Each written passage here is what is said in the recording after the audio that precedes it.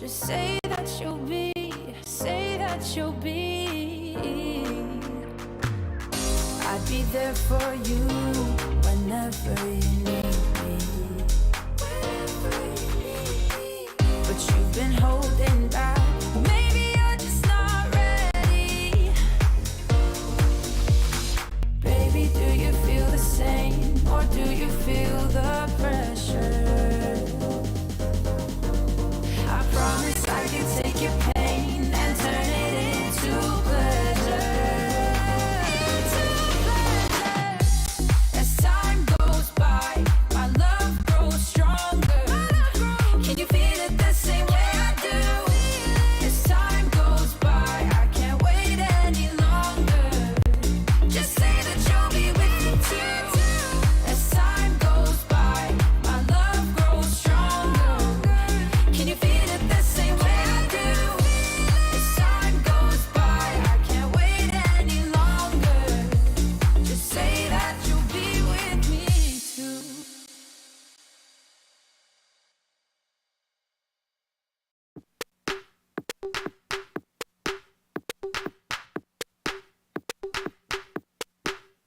Deep minds, we were forced to be alone.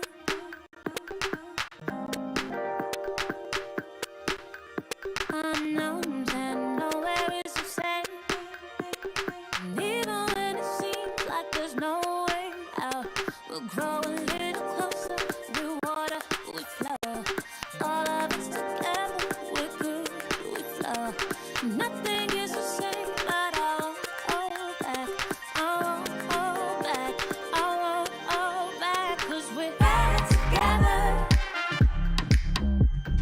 Better as one. Better together. Better as one. Better together. Better as one. Better together. Better as one.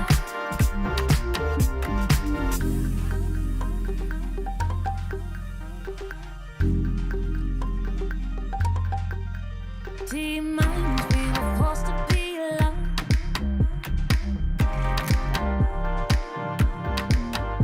Unknowns and nowhere is the same.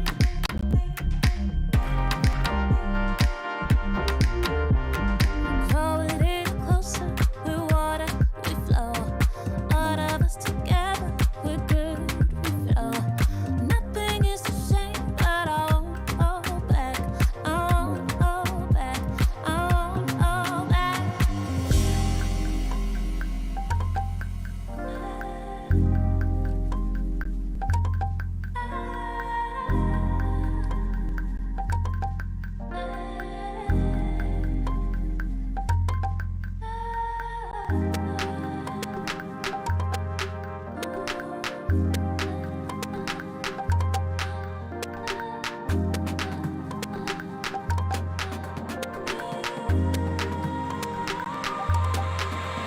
Cause we're better together.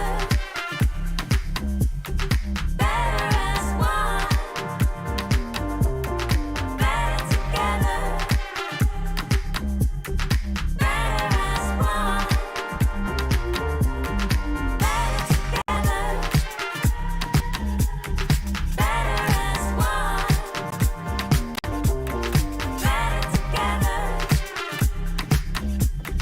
Better as one.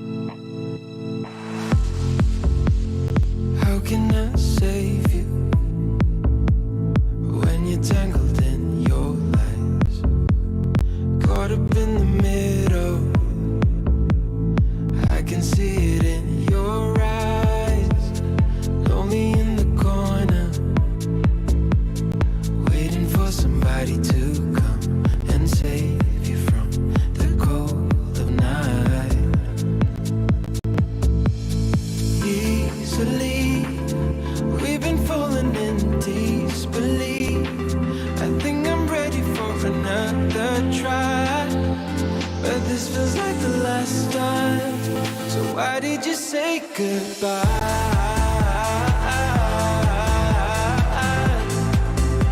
It's better to say goodbye.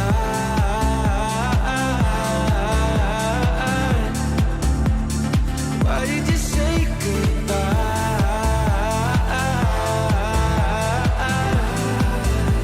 It's better to say goodbye.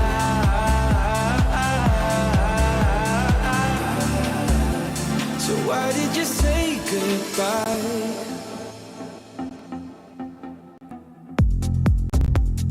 Quiet like the ocean, with the rumble running deep. This is how I see you, when you hide your feels from me. Why you heavy-hearted? Cut the silence, talk to me. Release your mind, get what you need. Easily, we've been falling in disbelief. I think I'm ready for another try, but this feels like the last time. So why did you say goodbye?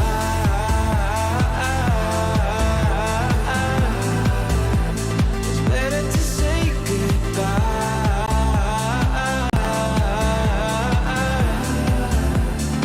Why did you say goodbye?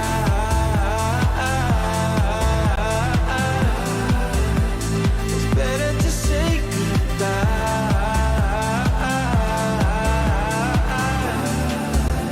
So why did you say goodbye?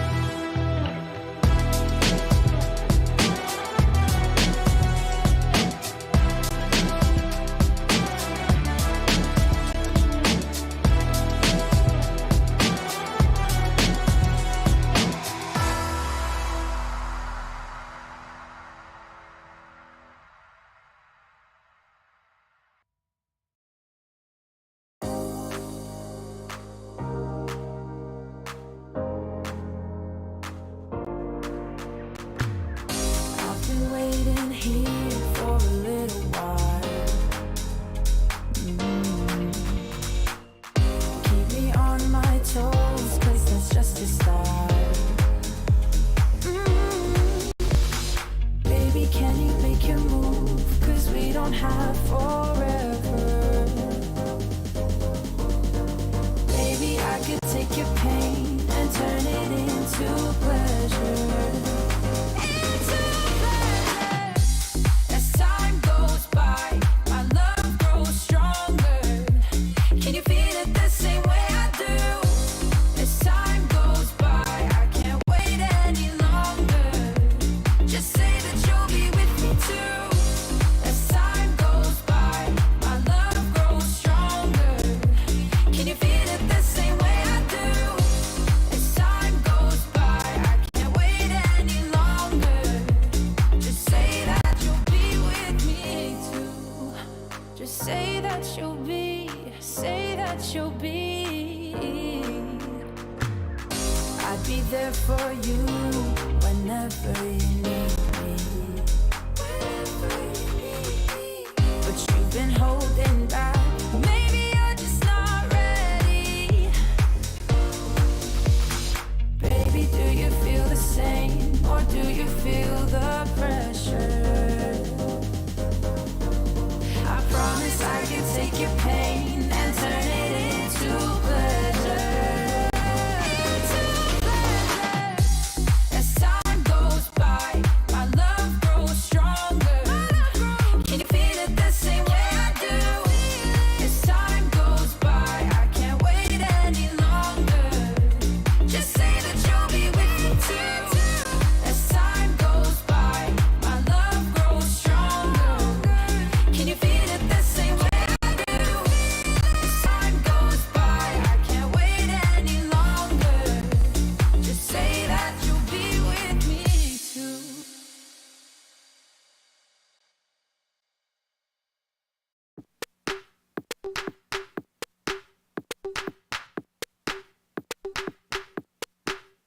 Deep minds, we were forced to be alone.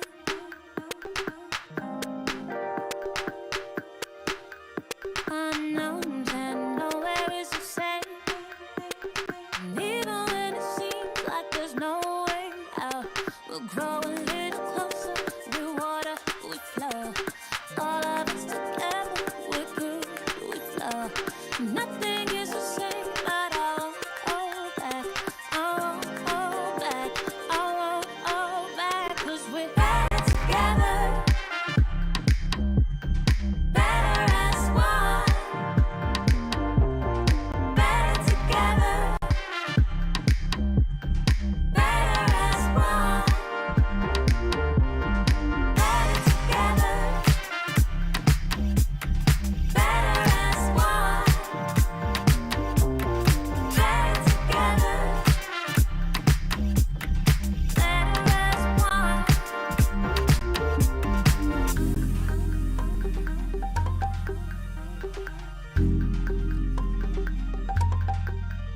Deep minds, we were forced to be alone.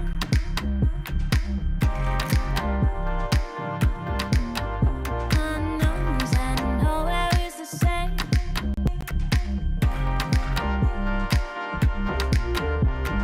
Grow a little closer, we're water, we flow. All of us together, we're good, we flow. Nothing is the same, but I won't hold back. I won't hold back. I won't hold back.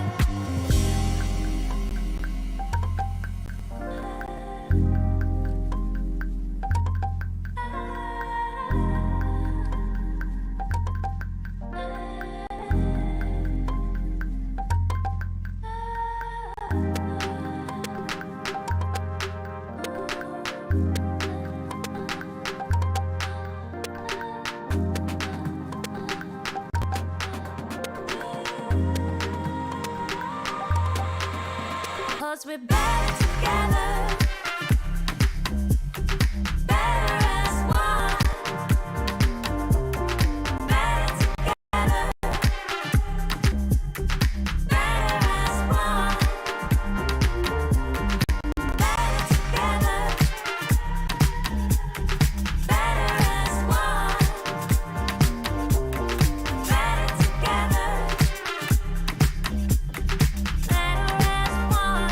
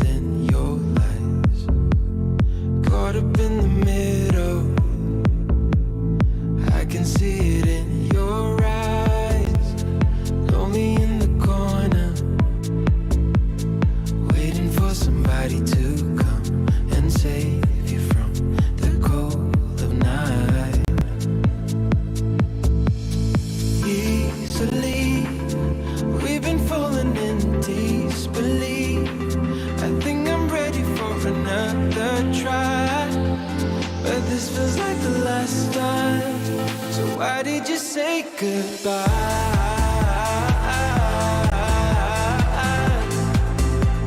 It's better to say goodbye.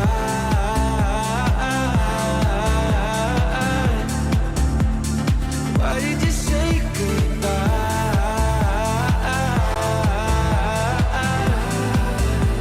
It's better to say goodbye.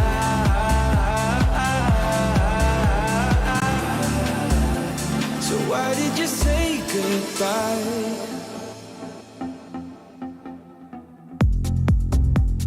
Quiet like the ocean, with the rumble running deep. This is how I see you, when you hide your feels from me. Why you heavy-hearted? Cut the silence, talk to me. Release your mind, get what you need. Easily, we've been falling in disbelief. I think I'm ready for another try, but this feels like the last time.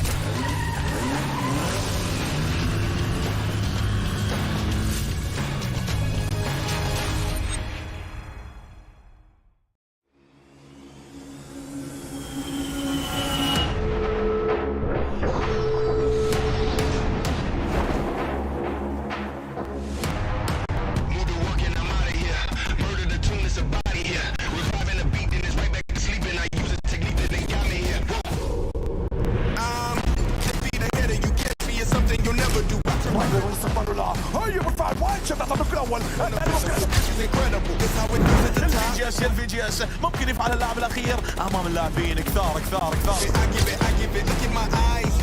يعملها مؤمن ولا ما يعملهاش، هي اليمين ولا مين.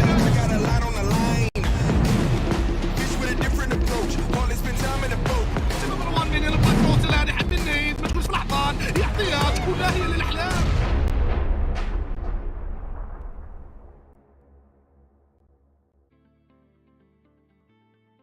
Hello and welcome back, everyone. It is time for us to get into our third day of the PUBG Mobile Pro League Africa Fall 2022 season. And we're back with all the action the Africa region has to offer.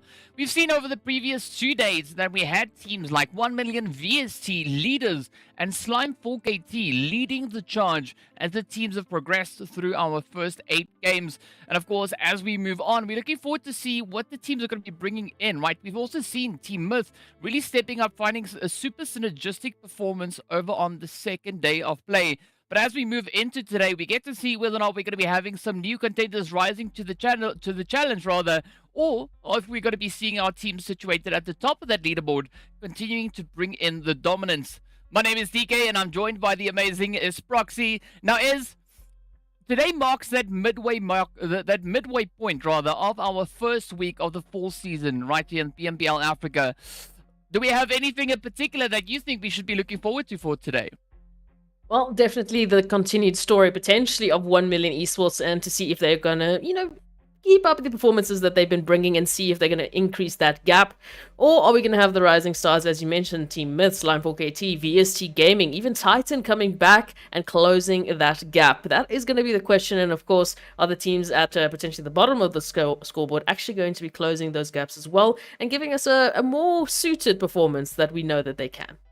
Yeah, there's going to be a lot of opportunities coming through, but I'd also like to remind our viewers of our socials, so be sure to head on over and give them a follow. And while you're there, tell us what you're most excited about seeing in the season, and also which teams you are here to support. Be sure to include the hashtag, as you can see down below, PMPL Africa, and you can do so on YouTube, you can do it on Facebook, as well as on Instagram. And I mean, there's quite a bit of excitement to come in here, right? Looking to see where the teams are going to be going. Today is going to be an absolutely day filled with action all over the place. And I mean, we do have a few breakdowns that we are going to be delving a little bit deeper in towards we get to those. But as I mean, midway marker, right? We've seen the teams really stepping up, absolutely blowing us away with their performances. And one thing that is standing out quite a considerable amount for me in this season is the level of gun skill that has increased just so considerably compared to what we had coming through in the previous season. Absolutely. And we mentioned this, the teams that went out during the break to get more experience within other leagues, coming back, bringing that competition back into this league, forcing the rest of the teams as well to bring their level of either gunfights, of stratagems up to the bar that has already been set. And we mentioned that on the first day. It's almost as if we just jumped into the absolute action and we set the bar so high, and other teams, they need to catch up or they need to go even higher. Yeah, well, I think it's time for us to take a look and see, just remind the viewers again what the format is for this season of PMPL. As we know, there's been a few changes coming through. We have done away with those super weekends. It is now just 5 days of action as our 20 teams duke it out. And at the end of the week, we're going to be taking our top 12 teams over on towards Livik for a little bit of additional action to come through there. And as we know, the teams are essentially playing to try and acquire themselves a few of those much sought after bonus points. And well, the team at the end of the day, right, they have the potential to acquire up to 80 points to move through into those finals. So there's going to be a lot of rewards for these teams to be performing with that continual consistency. Absolutely. And we mentioned this before. I mean, the fact that we can have teams take some of the into the finals could mean the difference between them making it into the top 6 and not making it at all. We saw very, very close contentious places from last season where literally a couple of bonus points could have made the entire difference between different placements and moving on forward into other opportunities. Yeah, a lot of that is definitely at play here. But of course, let's take a quick look and see what our calendar is like, right? We are in our 3rd day of our very first week, which means today is Friday. And I'm so happy to see the calendar, so I at least know where we are in the week. But yes, it is our 3rd day of the week. And after today, we still have 2 more days of play remaining. And that would then bring us to the conclusion of our very first week, the first phase.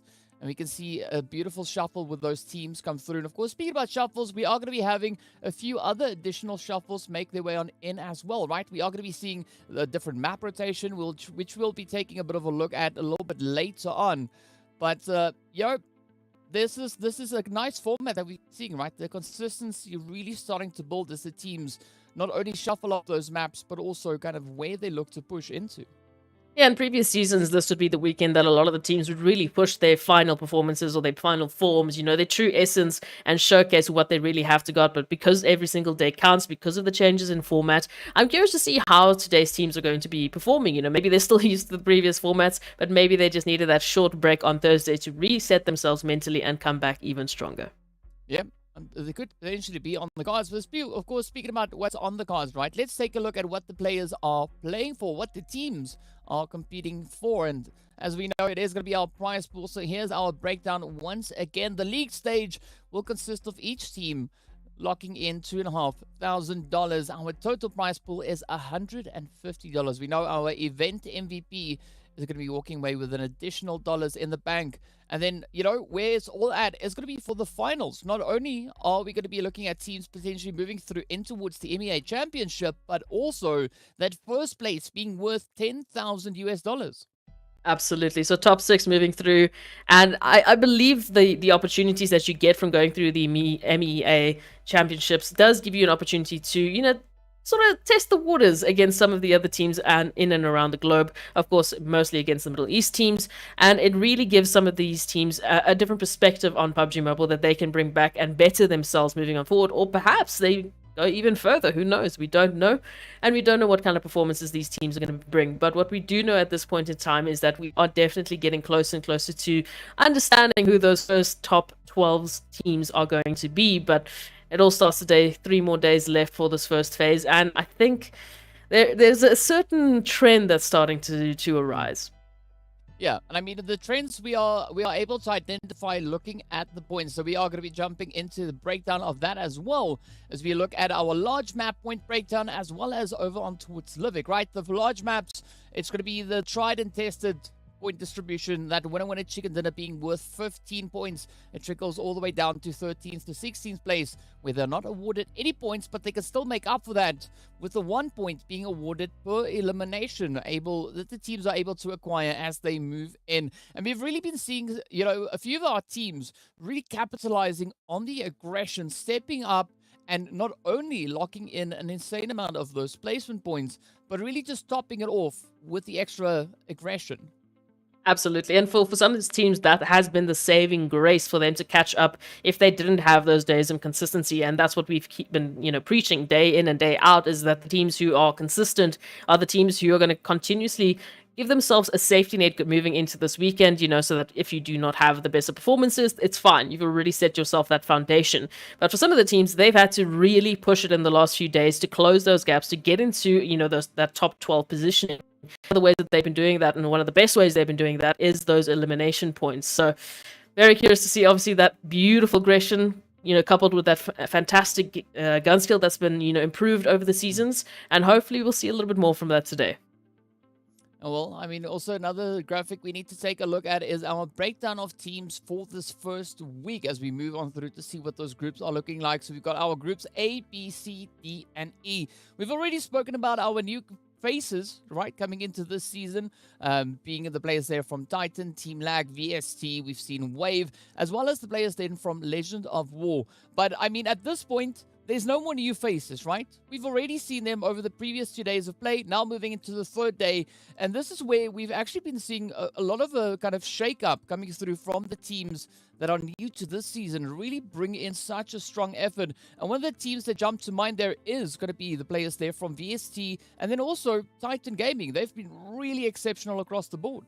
Absolutely, stepping in and really making a big splash. But even some of our old yet new teams, like Leaders Esports, who obviously had a little bit of a rebrand and then a change-up, coming through with a fantastic performance yesterday. When we started on day one, we found them in that 10th place with the league results. Coming through from yesterday's results, they came third overall just for that day's results. So massive improvement from these teams, and they really are starting to rev the engines, getting ready for Friday's game. So very curious to see who's going to be coming out on top and giving us a surprising performance.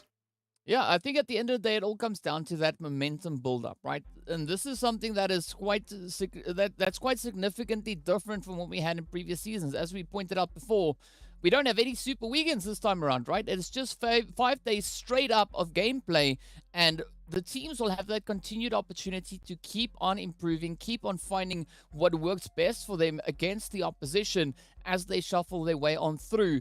But of course, speaking about that, we need to take a look and see what that overall point situation is, right? To get a bit of a better understanding as to where the teams are finding themselves coming into today. And of course, no surprise to see 1 million sitting right at the top there with those 3 winner chicken dinners and 152 points locked in alongside that. Absolutely massive. But also what's massive is those eliminations that they've been bringing alongside it. I saw on day 2, and I'll speak a little bit more about this later, but the top 3 fraggers just from that day were all from the 1 million team. So you can understand that they have absolutely been pushing these points. But of course, it doesn't just stop there. Slime 4KT, VSC Gaming, and Titan Gaming, Seoul Esports, all of these teams have made fantastic performances and surprising performances as well, just out of the blue, dropping those winner chicken dinners and fantastic eliminations alongside them.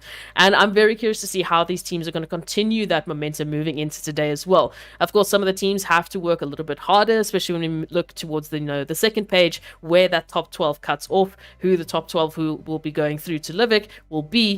But for the teams that have come to this point so far, they've really been so consistent, and what a fantastic way to start the first week. Yeah, definitely absolutely amazing way to kick off this first initial week. But as we move on to our second page, we can see it's still very contentious moving in here, right? One round, Wave Esports only separated by 2 points. We've got Myth and Virtual Gaming, both teams on exactly the same amount of points. But this is quite an interesting position to see Virtual Gaming in, right? We know that they performed absolutely phenomenal in our previous season of PMPL Africa, but it doesn't seem like they've yet been able to replicate that momentum that they had coming into this season of PMPL.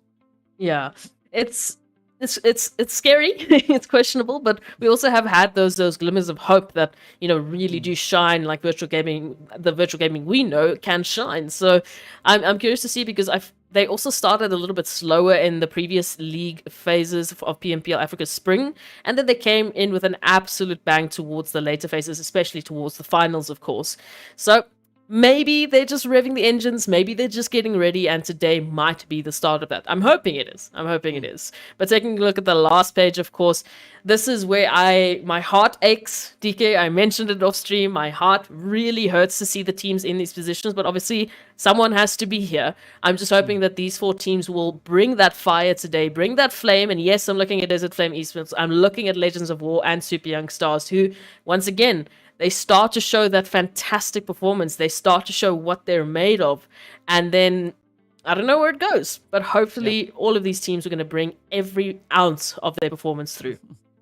Well, at least not all hope is lost, right? As we know, we're moving into our 3rd day, so there's going to be 4 more maps for each of these teams to try and improve on what they've been doing in the previous 2 days. So maybe, hopefully, today could be exactly the day that they needed to just bring in those improvements, lock in those additional points, and that could potentially see them catapulting themselves further up that leaderboard. And of course, speaking about capitalizing on things, we also have to give a big shout out to our sponsors. So big shout out going out to Monster Energy, the official energy drink partner for the PUBG Mobile Pro Leagues. So quite an exciting day that we have in store here. And of course, speaking about excitement, right, as we are going to be kicking off the day with a little bit of a different approach, right? We are going to be starting the day off over on Sanhok to see what the teams are going to be doing, getting themselves up close and personal into a little bit of that sweaty action, after which we're going to be moving into the rest of our maps. And speaking about the maps, we also have to give a big shout out going out to Oppo. So with, it's Born to Win. Welcome to the exciting match brought to you by Oppo. Get your gamer mode on with the much loved Reno 7 series. And that only means that we are that much closer to getting right into the action, moving on through. Now, before we take a look to see what our maps rankings or map rotation is for the I'm curious to find out what you think we could be seeing across the board. Again, I have to ask the question, is 1 million going to be taking that first win of the day 3 days in a row? Well, this time it's going to be Sanhok. We don't end with Sanhok, so it's a little bit of a change up, but again, just what a way to warm up these teams. Just bam, on a 4x4 map into the absolute crazy third-party action. So I'm loving it. I'm very excited for this first map. Unfortunate for Group E that they won't be able to have any of that Sanhok action today, but there's always unfortunately going to be one group that's going to miss out for this week. And moving on to the Erangel, Miramar. Yeah, hopefully these teams are going to use it as a fantastic warm-up and bring forth those performances that we are waiting for. But I'm definitely keeping an eye out on VST and Slime 4KT. I feel like they've been starting a bit of a rivalry. Like, they're twinning right now, so close in terms of those points. Well, I mean, it is going to be an interesting one, right? We're going to be looking to see who will be our team to lock in that first winner chicken dinner. As you've said, 1 million might have their eyes set on bringing in that first winner chicken dinner for the day. But it's all going to come down to how these teams are going to be performing. We know our previous visit over onto Sanhok was an absolutely amazing play coming through there from Slime 4KT. I unknowingly gave an absolute amazing prediction, which I will not attempt once again. But it's going to be exciting to see what the teams will be doing as they are starting to make their way on through. A very centralized flight path coming in, but as we know, Sanhok, flight path, it doesn't matter all too much. You can still pretty much reach any point on this map. And now we see where our zone is going to be sitting. It is all the way over towards that eastern side, with a nice little chunk of that zone being the unplayable area. Yeah, absolutely. And while we are on the screen, we showcased, the most eliminations so far. It's interesting once again to see that all 3 of those players are obviously from 1 million, and it starts to make sense why they are in the position that they are in, why they have created such a fantastic gap for themselves. So I'm very curious to see if they're going to start off that same sort of energy on this map, or if Sanhok will be the turnaround for them and potentially the advantage for some of the other teams. Well, I mean, one thing that I'm definitely noticing is that we have an absolute insane spread across the board, right? There's almost, aside from Painan, all the other teams pretty much just dispersing themselves super crazy throughout the zone. And we've got Darkness in the place there from VST about to get into a little bit of that early game altercation. So I'm quite looking forward to seeing what's going to be happening on that front, but also looking to seeing how the teams are going to be looking to condense their positions as we move through this first initial phase. I was just about to ask that. I mean, it is a little bit bizarre how well spread out they are. Normally we talk about the spread in terms of the teams, right? But the teams are clustered. The teams are clustered to, let's say, a Camp Bravo or Mong Nai or, a Hatin. They're not they're not spread out as individuals as well. So very interesting strategy coming through today. A handful of teams that have already condensed and are already looking a little bit better in terms of this. And we are back to our faces. So yeah, very, very interesting. Yeah, I mean, there's just so much action coming in that we can see the map is even struggling to process everything. It's not often that we see the teams dispersed so widely across the map. So, I know that's not really the reason, but it is my justification at this point in time while we wait for everything to get fixed on up. But, I mean, looking at what we had coming through, a very, very interesting start. And I mean, at this point, it makes it so difficult to predict what the outcome of this is going to be because, I mean, we've not really seen a Sanhok approach come in like this before. Definitely not. Again, we don't know. Maybe the call was already made early and the players just decided to throw us for a loop, or they threw the map for a loop, that's for sure. So we'll have to wait and see how those changes are going to come through and if the teams are still going to go with the same strategy. I mean, it's definitely an interesting one and I kind of want to see more of it, It's just like the new looting phase. Just go to a completely different area to loot. Yeah, and while you're at it, why not just take every single position possibly that you could be dropping down in towards?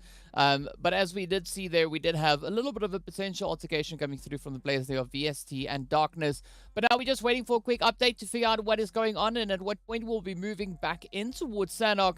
As we saw, there was a little bit of a gremlin creeping in somewhere, and that is just the nature of the world, it seems, right? We've got all these lovely technologies and sometimes gremlins still find their way in. But speaking about gremlins, right, I'm going to be looking to see just what exactly the players from Slime are going to be bringing through. As we said before, they were the team to have a phenomenal performance over on Sanhok. They picked up that winner chicken dinner. And it was also at that point where I said, before that match, we saw such a great play from Slime. But as we know, that was their first visit. So already they set the bar and the expectation on Sanhok itself to quite an exceptional mark. But now we get to see whether or not anybody else, or even Slime themselves, will be able to meet that expectation. Yeah, with day 2, we saw them running away with us. 49 eliminations, total team damage of, I believe, about 9.9 thousand. So massive, points that they're putting up. Reason we find them in second place, only obviously to 1 million. But as I mentioned before, they're also twinning a little bit with VST. I mean, VST 2 eliminations behind them, and I think about 100 damage behind them as well. So that's why I'm posing that question of, okay, who is going to win this race? Because it feels like they're constantly, switching places as we go from day to day in to day out. And I wonder if we're going to get some of that answers today, if we're going to see a bigger gap form between these two, or if they're going to keep this close contention in performances. Well, another team that could potentially be stepping up on Sanhok and bringing a little bit of a disruption into Slime, right? Could be the players coming through there from Seoul Esports. We've been seeing them just being consistently consistent, right? Over both of the previous 2 days, managing to finish up in 5th place respectively so far. And now, as we move over on towards VST and Darkness, we can see that continuation of their assault now coming through as they push forward, find the angle, and this could be the start that Darkness needs to lock it in, and VST reduced down to only one as Zuxi is now left to try and defend. Look, we've seen Zuxi in literally this exact position before, not necessarily against Darkness, but definitely up for the challenge. Is going to jump down and find 2 almost immediate, This is the second time this has happened 2 days in a row, DK. Second time Zuxi has clutched a 1-on-2. Well, I mean, no surprise to see such a phenomenal play coming through from Zuxi as we quickly take a look at that replay, the beautiful spray downs coming through. But what we did see in the meantime, right, is as the teams have kind of progressed into the next little bit of the game, they've really started to condense the positions, right? They're not as spread out anymore. A lot more of that, kind of grouping up as the teams are looking to make their players and get themselves established moving through Sanhok. Mm. This is a bit more what we would expect, obviously. So, maybe the first map was just a little bit of a fluke, and a surprise to the casters. Maybe it was a warning flag. Either way, we've moved through now, already dropping that first team. So Sanhok, beautiful explosive start, and we're still finding Virtual Gaming and Mad Knight right now in a bit of an altercation. Gaddafi healing off the wounds, literally on the edge, hoping that they will be able to get out of the situation. The rest of Virtual Gaming, of course, is pretty well and healthy, except for One Shot, who is bleeding out on the floor. So, other than those 2 points, Virtual Gaming should be hopefully alright and be able to recover from the situation, because I do want to see a little bit more from them. So, with Mad Knight getting that confirmation, at this point in time, how do we see Virtual Gaming rotating out of this one?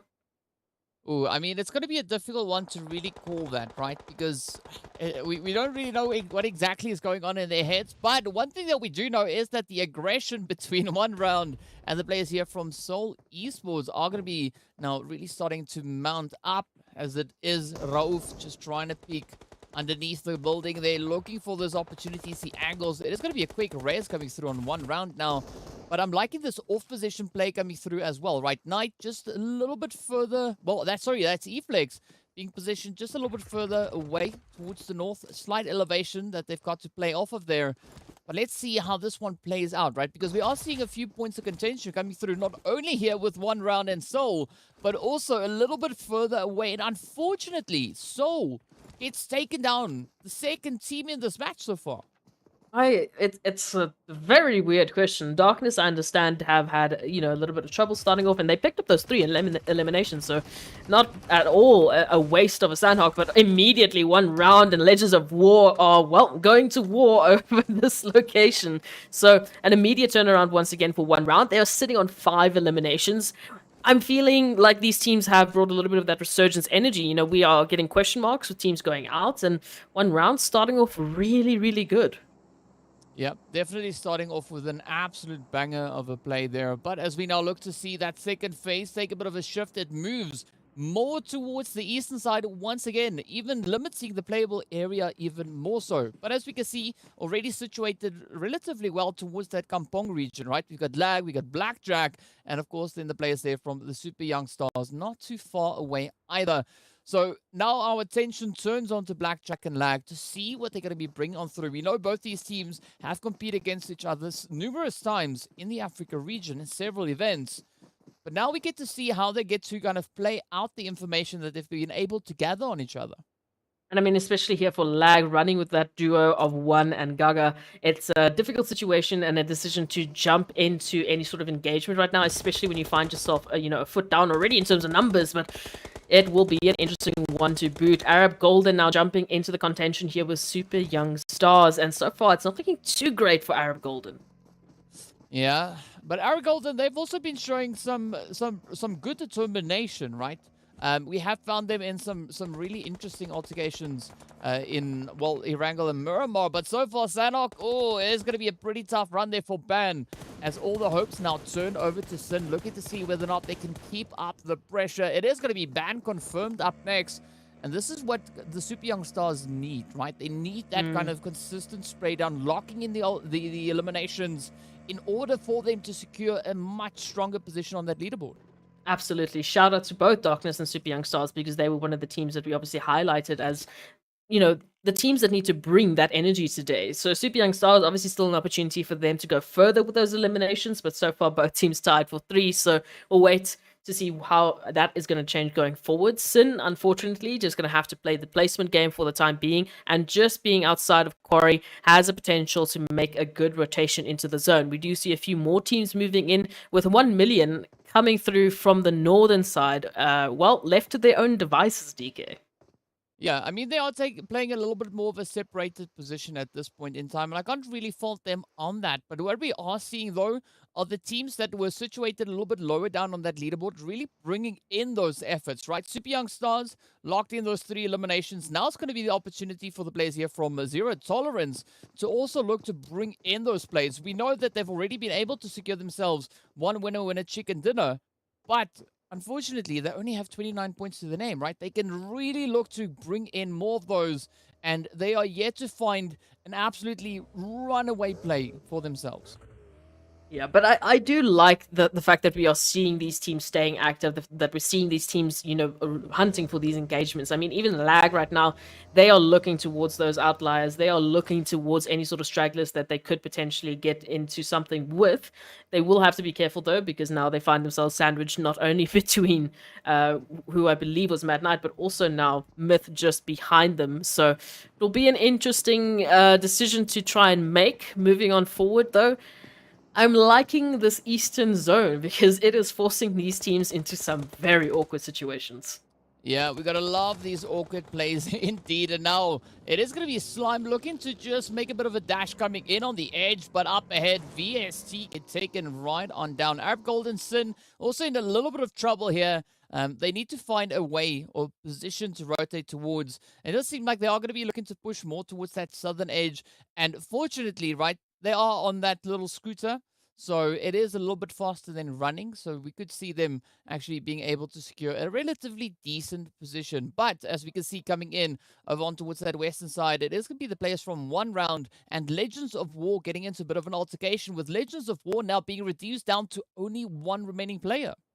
Oh no, this is not exactly how they would have obviously wanted this to go through, but Power Boy still in an opportunity here to maybe play for the placement game. One round rotating on back, looking for those stragglers, looking specifically probably for Power Boy here so that they can confirm at least that we are in our top 13, top 12 rather, so that, the placement points are not a danger anymore. So that if you go out, you're not in danger of taking 0 on the scoreboard here. Already building up some beautiful eliminations, sitting on 6. So they have definitely stepped it up. Yeah, one round definitely looking to kick off this first round with an absolute, stellar play coming in. And who knows, maybe they could find that play on towards Power Boy. But essentially, it looks like they are going to be trying to just find a good rotational path in towards the zone. Meanwhile, we do see a little bit of aggression being shown elsewhere on the map as the players here from one round continue to play. There's nothing really putting any potential halts to the rotation coming through there from one round, especially looking at that western side. So it could be a nice, healthy play. But looking at center zone, that is where the congestion is at, right? We got Lag, we got Super Young Stars, we got Myth, we got the players coming in from Mad Knight. We have Puncher and their teammates in there, as well as coming in then from Blackjack. So a lot of contention starting to build up in center zone. And this is where the teams need to be careful, because if you are not too cautious, you're going to get absolutely punished for any of those small minor mistakes. What's even scarier is that we have some of our resident absolute fantastic teams that have started off with such a bang. They've been quiet. Now they're going to start bringing in those eliminations. I'm looking at Titan Gaming, who up until now hasn't picked up a single one, and now these engagements are going to start kicking off. Yeah, it's going to be the clash of the Titans. Up they come. The shots are starting to fly in. Molly's all over the place, but Myth also in the swing of things. We can see those third-party hits coming through. Meanwhile, Teak steps up, finds the head up into Wiscola, and that is at least yet another point locked in, right? You were talking about those eliminations being needed, and it seems like they are going to be taking aim at Mad Knight, right? Tyson could be the next target for them, but a very spread-out position coming through here for Mad Knight themselves. Yeah, looking to get those flanks going in, managing to cover as many angles as they possibly can, but I mean, these mollies are just so on point. Amawin now in a position of recovery here with the Beast, trying to just keep the numbers intact. Yeah, well, I mean, we'll see whether or not those efforts are going to pay off, and will they be able to secure this compound for the time being. Instead, they need to try and, kind of fix up the situation. Amawin is so, well, they've been putting in so many shots. I'm not quite sure where I was trying to go with that one. I saw the flames and was go like, oh, Amawin is lit. And then I was like, oh, well, I failed at that one. But we know that we've got the Beast also right there. The Beast also being quite a formidable player, right? Super skilled when it comes to utilizing those weapons. But now they're going to have to try and face off the full squad of Titan, keeping a very tight position on the place here from Mad Knight. Absolutely. Looking to snuff out those stragglers, which is exactly what One Round has just done with with Legends of War, rather. But Ammo win, taking a nade right to the face. Yeah, nothing is going to save you from that one. The Beast now left to their lonesome devices to try and figure this situation out, or potentially just make a duck for the buggy and get out of this situation to keep those placements still in play. Of course, the rest of the teams now, they're hearing all of this, contention. They're hearing all of these gunshots going back and forth, and they feel like they want to get a piece. And Myth seem to be rearing their heads in favor of picking up Titans here. Well, I mean, Myth have already established themselves quite formidably in that zone, right? Taking smack dab center position, quite a few buildings that they've already been able to occupy. And now it's going to come down to how they are able to utilize that, right? We can see a little bit of movement coming through on that front, but they need to now watch out for the Titans because they've already come in swinging so hard, showing quite a bit of aggression as they've just been pushing further forward. But what I'm also liking is if we look at that map, right? We got the players from the Super Young Stars holding on towards that southern position, and Lag and Slime are yet to push up from the southern angle. So that could be an extra little bit of capitalization coming through now for the Super Young Stars. I am loving the situation they're finding themselves in, and I do feel that they need to just push it a little bit more because, again, I want to see more from them coming through, but keep their caution, keep their stratagems. Let's see what they have in store for us. In the meantime, the duo of TEAMLAG are looking at Slime 4KT and saying that they are not afraid to take on Slime 4KT in their potential resident map. I mean, like 1-9 just looked at this whole situation, was like, what, 2v4? Sure, let's go for it. Sends out that nade, finds the knock, and now it is going to be up to Slime to see if they can find some form of retaliation play here, as that blue zone has just caught up with them. And they've got quite a bit of ground still to cover to get themselves secured moving into this next phase. And the situation they find themselves in, obviously Lag in a prime position to just contain Slime 4KT, who just made dash for Kampong, trying to get that rotation into zone away from Team Lag. They need to get into zone one way or another. Of course, we're down to our top 12 teams, and Myth still sitting pretty in that just three-way contention there with Titans and Mad Knight. Oh, but look at the play now, right? This is going to be Slime trying to sneak on in. Unfortunately, Plaza trying to bring in a bit of a flank, moving through Kampong. It's going to get spotted out as Blackjack is quick on the trigger there. And with that, it is going to be Koa also getting traded on down. But I'm liking this kind of defensive position being held here by Blackjack, right? They've got the elevated position, but now they need to be quite wary of how they play this one out, because 1 million have moved in right alongside them. We can already see 1 million taking a few hits as well. Oh, just everyone is taking some damage here, and no one is exempt from the damage, from the targets that are going to be placed as we move into the next phase of the zone. And of course, it's shifted, not quite zone blessing anyone, but Myth is Super Young Stars and Lag can make a quick dash and find themselves in safety. In the meantime, Alpha Luigi might be left behind in the blue juice to do a little bit of that heal off. Yeah, they definitely could be looking to pull off exactly that. But one thing that I'm going to be looking at, especially in seeing that this blue zone is closing on forward, right, is not only, the sprays coming through here from Alpha Luigi onto the players from Titan, but also where are they going to be looking to push in towards, right? Titan putting up such a formidable defensive angle here. Quick on the reactions as Alpha Luigi also then gets traded down, but we did see that quick response coming through from the blue zone, and actually those off-angle reaches starting to rain on down. But 1 million not looking too phenomenal at this point, still quite a bit of ground to play at. But one round, they are going to get taken right on down with double digits to their name. 11 eliminations? Okay, 1 round, you have officially stepped up. Virtual Gaming as well going down to 3, and as we move on, it is a very big question mark as to who is going to be taking this further, because Myth now turning their attention here to 1 million Esports, our resident taking the first map team. So I don't know if they're going to be quite in contention moving on forward. Myth, on the other hand, they are looking absolutely stellar. Well, they are looking pretty stellar with regards to their numbers, right? But if we talk about position, Lag is looking pretty golden. They've got that elevated angle. They are the only team situated within the zone. We can see that push now coming through from Myth, trying to get that entry point kind of set up as Farok is right on the front line. But this is where Farok could actually get caught out, seeing that we've got Blackjack right alongside them, situated towards that eastern edge. And this could be a little bit of that third-party play at stake here. Ooh, I am loving these situations. Myth, in the meantime, are taking quite a bit of damage while Titans get confirmed out of the map with 7 eliminations. So, again, this elimination spread has been quite equal. Everyone has been jumping at these opportunities, but currently the leaders are Super Young Stars, who are still alive and in it for the count. Oh, Ramsey just not looking away from the challenges here, DK. Yeah, I mean, definitely seeing the efforts being brought in, as it is going to be lag. Also now swinging at Blackjack.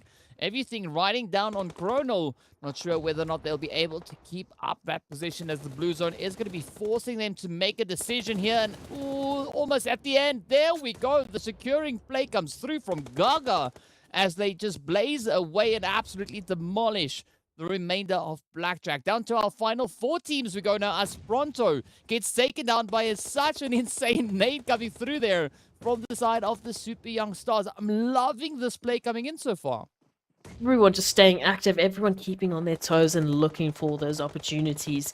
And Myth, especially, been very impressed by them. Now, turning their attention here to Super Young Stars, who are ultimately the only team that could have stood up to Myth here in terms of numbers, but it looks like the push from Myth is coming through. Well, this could be the play, right? Myth now trying to just utilize everything that they've got in their arsenal. But they are going up against the players here from Super Young Stars. Messi now on the front line gets taken right on down as Nasa sends in that nade. And nothing has been decided just yet. Both teams now just trying to hold on, trying to find that play to make. We got Ramsey on a little bit of an off-angle position there. Does find the spray over on towards Lag, as we can see Gaga getting knocked. But now it's going to come down to 1-9, whether or not they can spot the potential creeps now coming through here from the side of Broly, as Myth has taken quite a few hits. Super Young Stars still sitting on their 3 players now, looking to see if they can maybe squeeze themselves in. But as you can see, this is going to be pretty much a fight of attrition here, as the teams are continuing to just get themselves resituated, creeping closer and closer to the zone. But the danger here is one nade could be all that's needed to end everything. Oh, just keeping congested, just keeping those positions tight-knit is exactly what is the problem. As we can see, Myth all but down to 1 player. Super Young Stars just keep on creeping through. And now 1-9 has an opportunity to jump in as well. Yep, they definitely do, but it is going to be up to Nossa now to come rushing on forward. Tries a bit of a position on Ramsey, not able to succeed. Meanwhile, Broly is going to be looking to just try and see if they can get anything done, creeping closer and closer, opting for a bit of a res. But it does seem like Nossa is now on the scouting duty as they move on forward. It's going to be up to 7 Reef, and up comes the hits there as 1-9 drives it through. Super Young Stars finishing off with an absolutely amazing 8 eliminations to their name. But up comes Ramsey looking to push up to 1-9. Will he be able to get a little bit of strafing up against the tree? Ooh. And it is going to be Myth to lock in the victory right here on Sanhok. Oh, this is what I love. Also, just massive shout out to Lag for making it into that top 2, choosing the optimum time to step on in and put that final nail in the coffin of Super Young Stars. But Myth, from the get-go, they were looking so active, they were looking so poised and confident, ready for this winner chicken dinner, and they have finally dethroned 1 million from taking the first map of the day.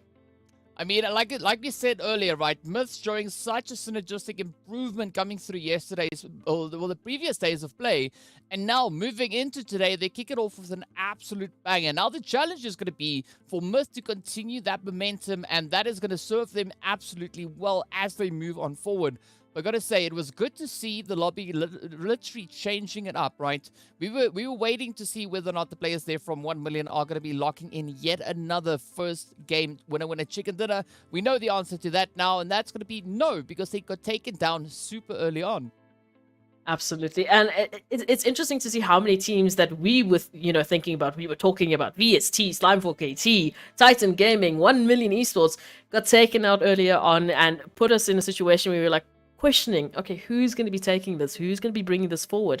Lag, once again, beautiful position for them to jump in. And even like Super Young Stars jumping into those eliminations, we've been seeing such a jump, an immediate jump over these teams stepping it up today. Yeah, and I mean, I'm expecting to see even more of that as we progress through the day, because it does seem like the teams are really starting to get into the rhythm of the new change, right? The new format we have for this season, because I have to say, to some extent, especially some of the performances we saw in day 2 looked vaguely familiar to what we had at, coming into the second day of league play, like we had in the previous seasons. But now the team's coming to that realization. It's like, there's a third day, there's a fourth day, there's a fifth day, right? We can't stop there. We need to keep on pushing. And this is why I think we are seeing such a substantial kind of amount of growth coming through as the teams are pushing through these maps. Absolutely. I mean, after an entire season of PMPL Spring, you get used to that format. You know that, okay, Tuesday, Wednesday is league phase, then we go to Super Weekend, and then we need to, step it up. Now that realization is obviously set in. Now it is without a doubt we are in this new format. You need to adapt or you will be left behind. And I feel like those words are ringing true for these teams as they're bringing those performances. They are now bringing the true essence that we were expecting of these teams in the first 2 days. But it's obviously surprising the rest of the teams because, wow, where did this performance come from? But I mean, what was also really great to see is, like, as we said before, right, the teams that were situated a little bit further down on that leaderboard really stepping up, bringing in the necessary performances that is going to be required for them to move away from those lower slots, right? As we know, at the end of the week, the top 12 teams are going to be having that opportunity to play over on towards Olympic. So that is quite a bit of a shift coming in.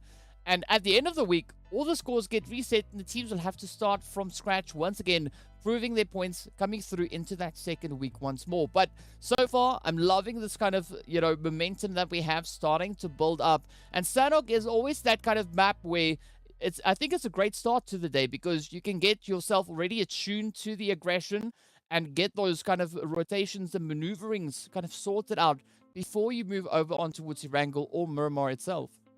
Yeah, like I said, I love this as a warm-up. It's like jumping into a death match almost for these teams, and it was an absolute death match. I mean, the eliminations that we saw, the aggression we saw, the energy we saw from these teams right off of the bat, it's exactly the kind of energy I hope that they carry through the rest of the day. Well, speaking about energy, we are going to be looking to replenish a little bit of that, so we are going to be hopping into a very quick break, so be sure to stay tuned. We'll see you guys right back afterwards.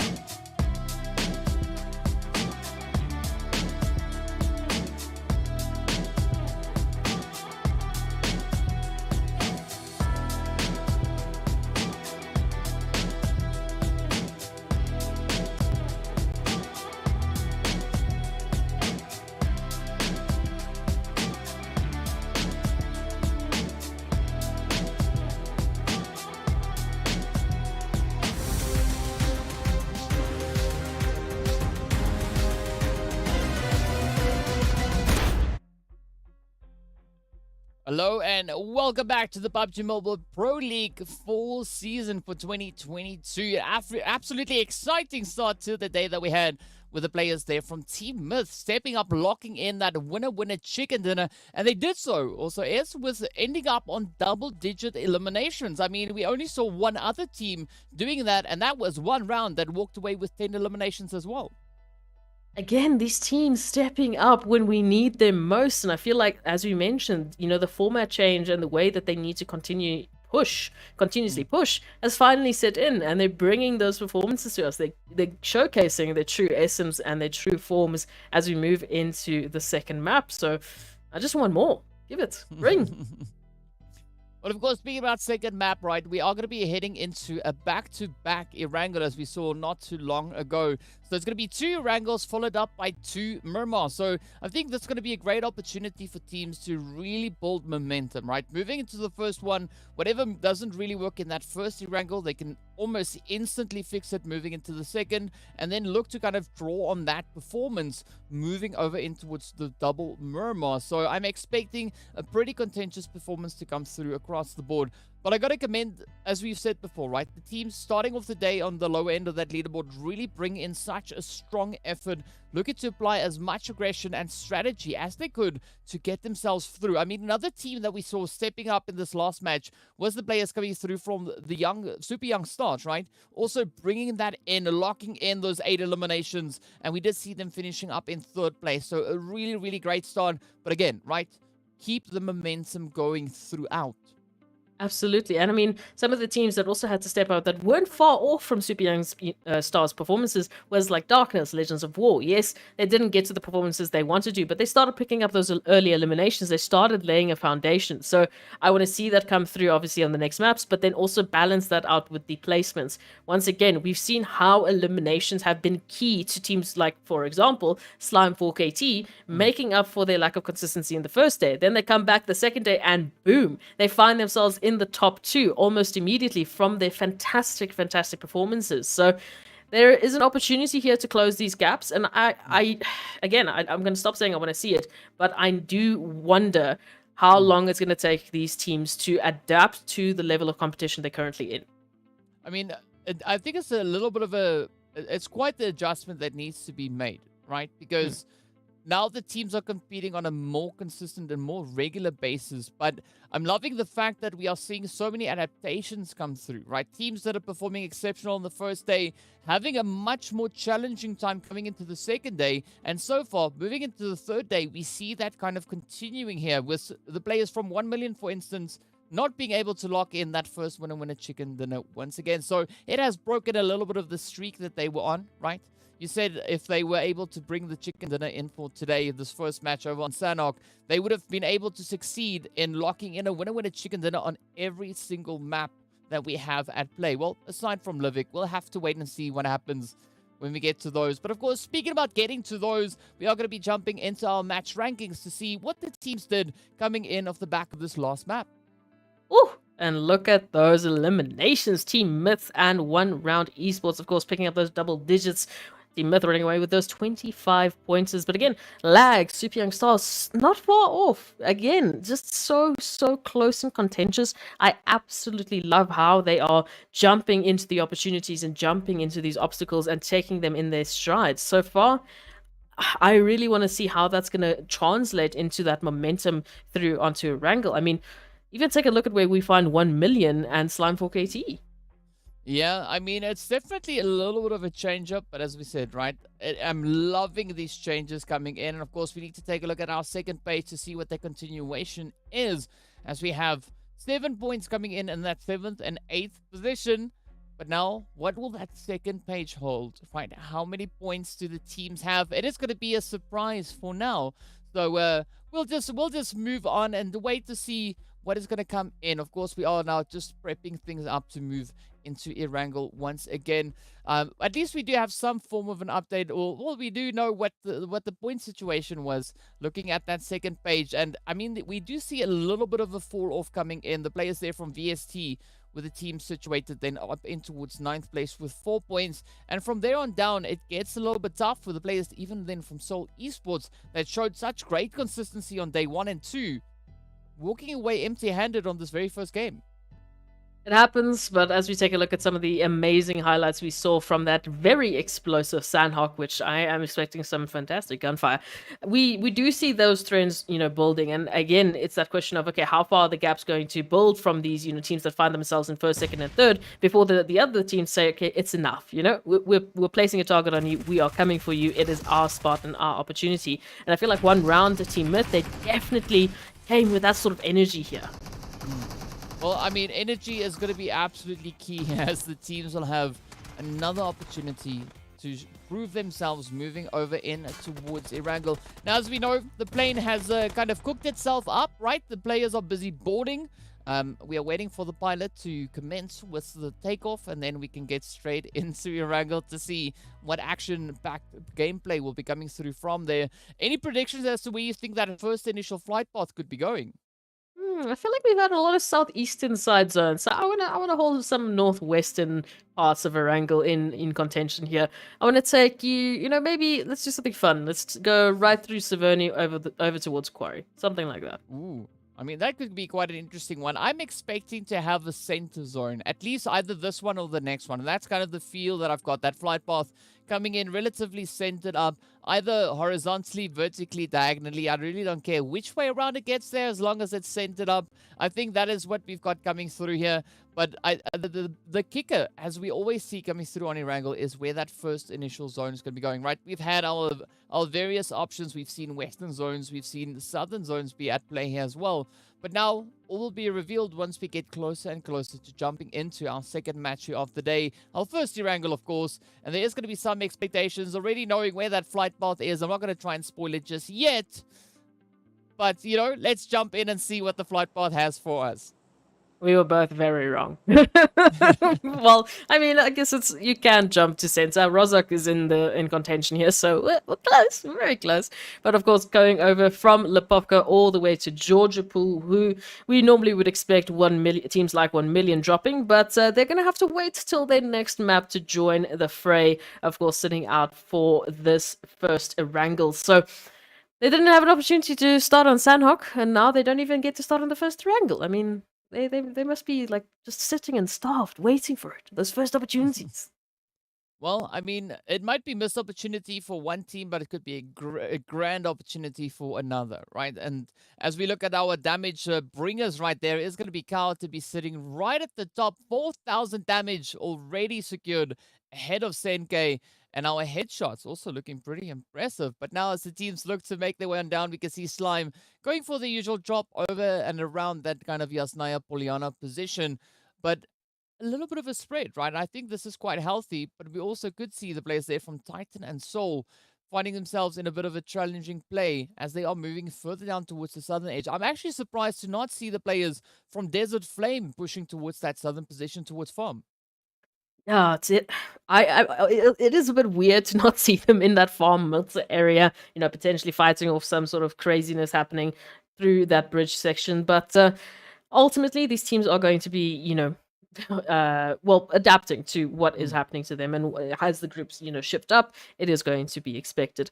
Once again, we see Super Young Stars there towards Severny. Last time they met Virtual Gaming there, of course. This time they don't have to potentially worry about that for the time being, as we do see, once again, a few shifts in that dynamic. This time, we find Virtual Gaming all the way to Lipovka. They were one of the first teams to drop.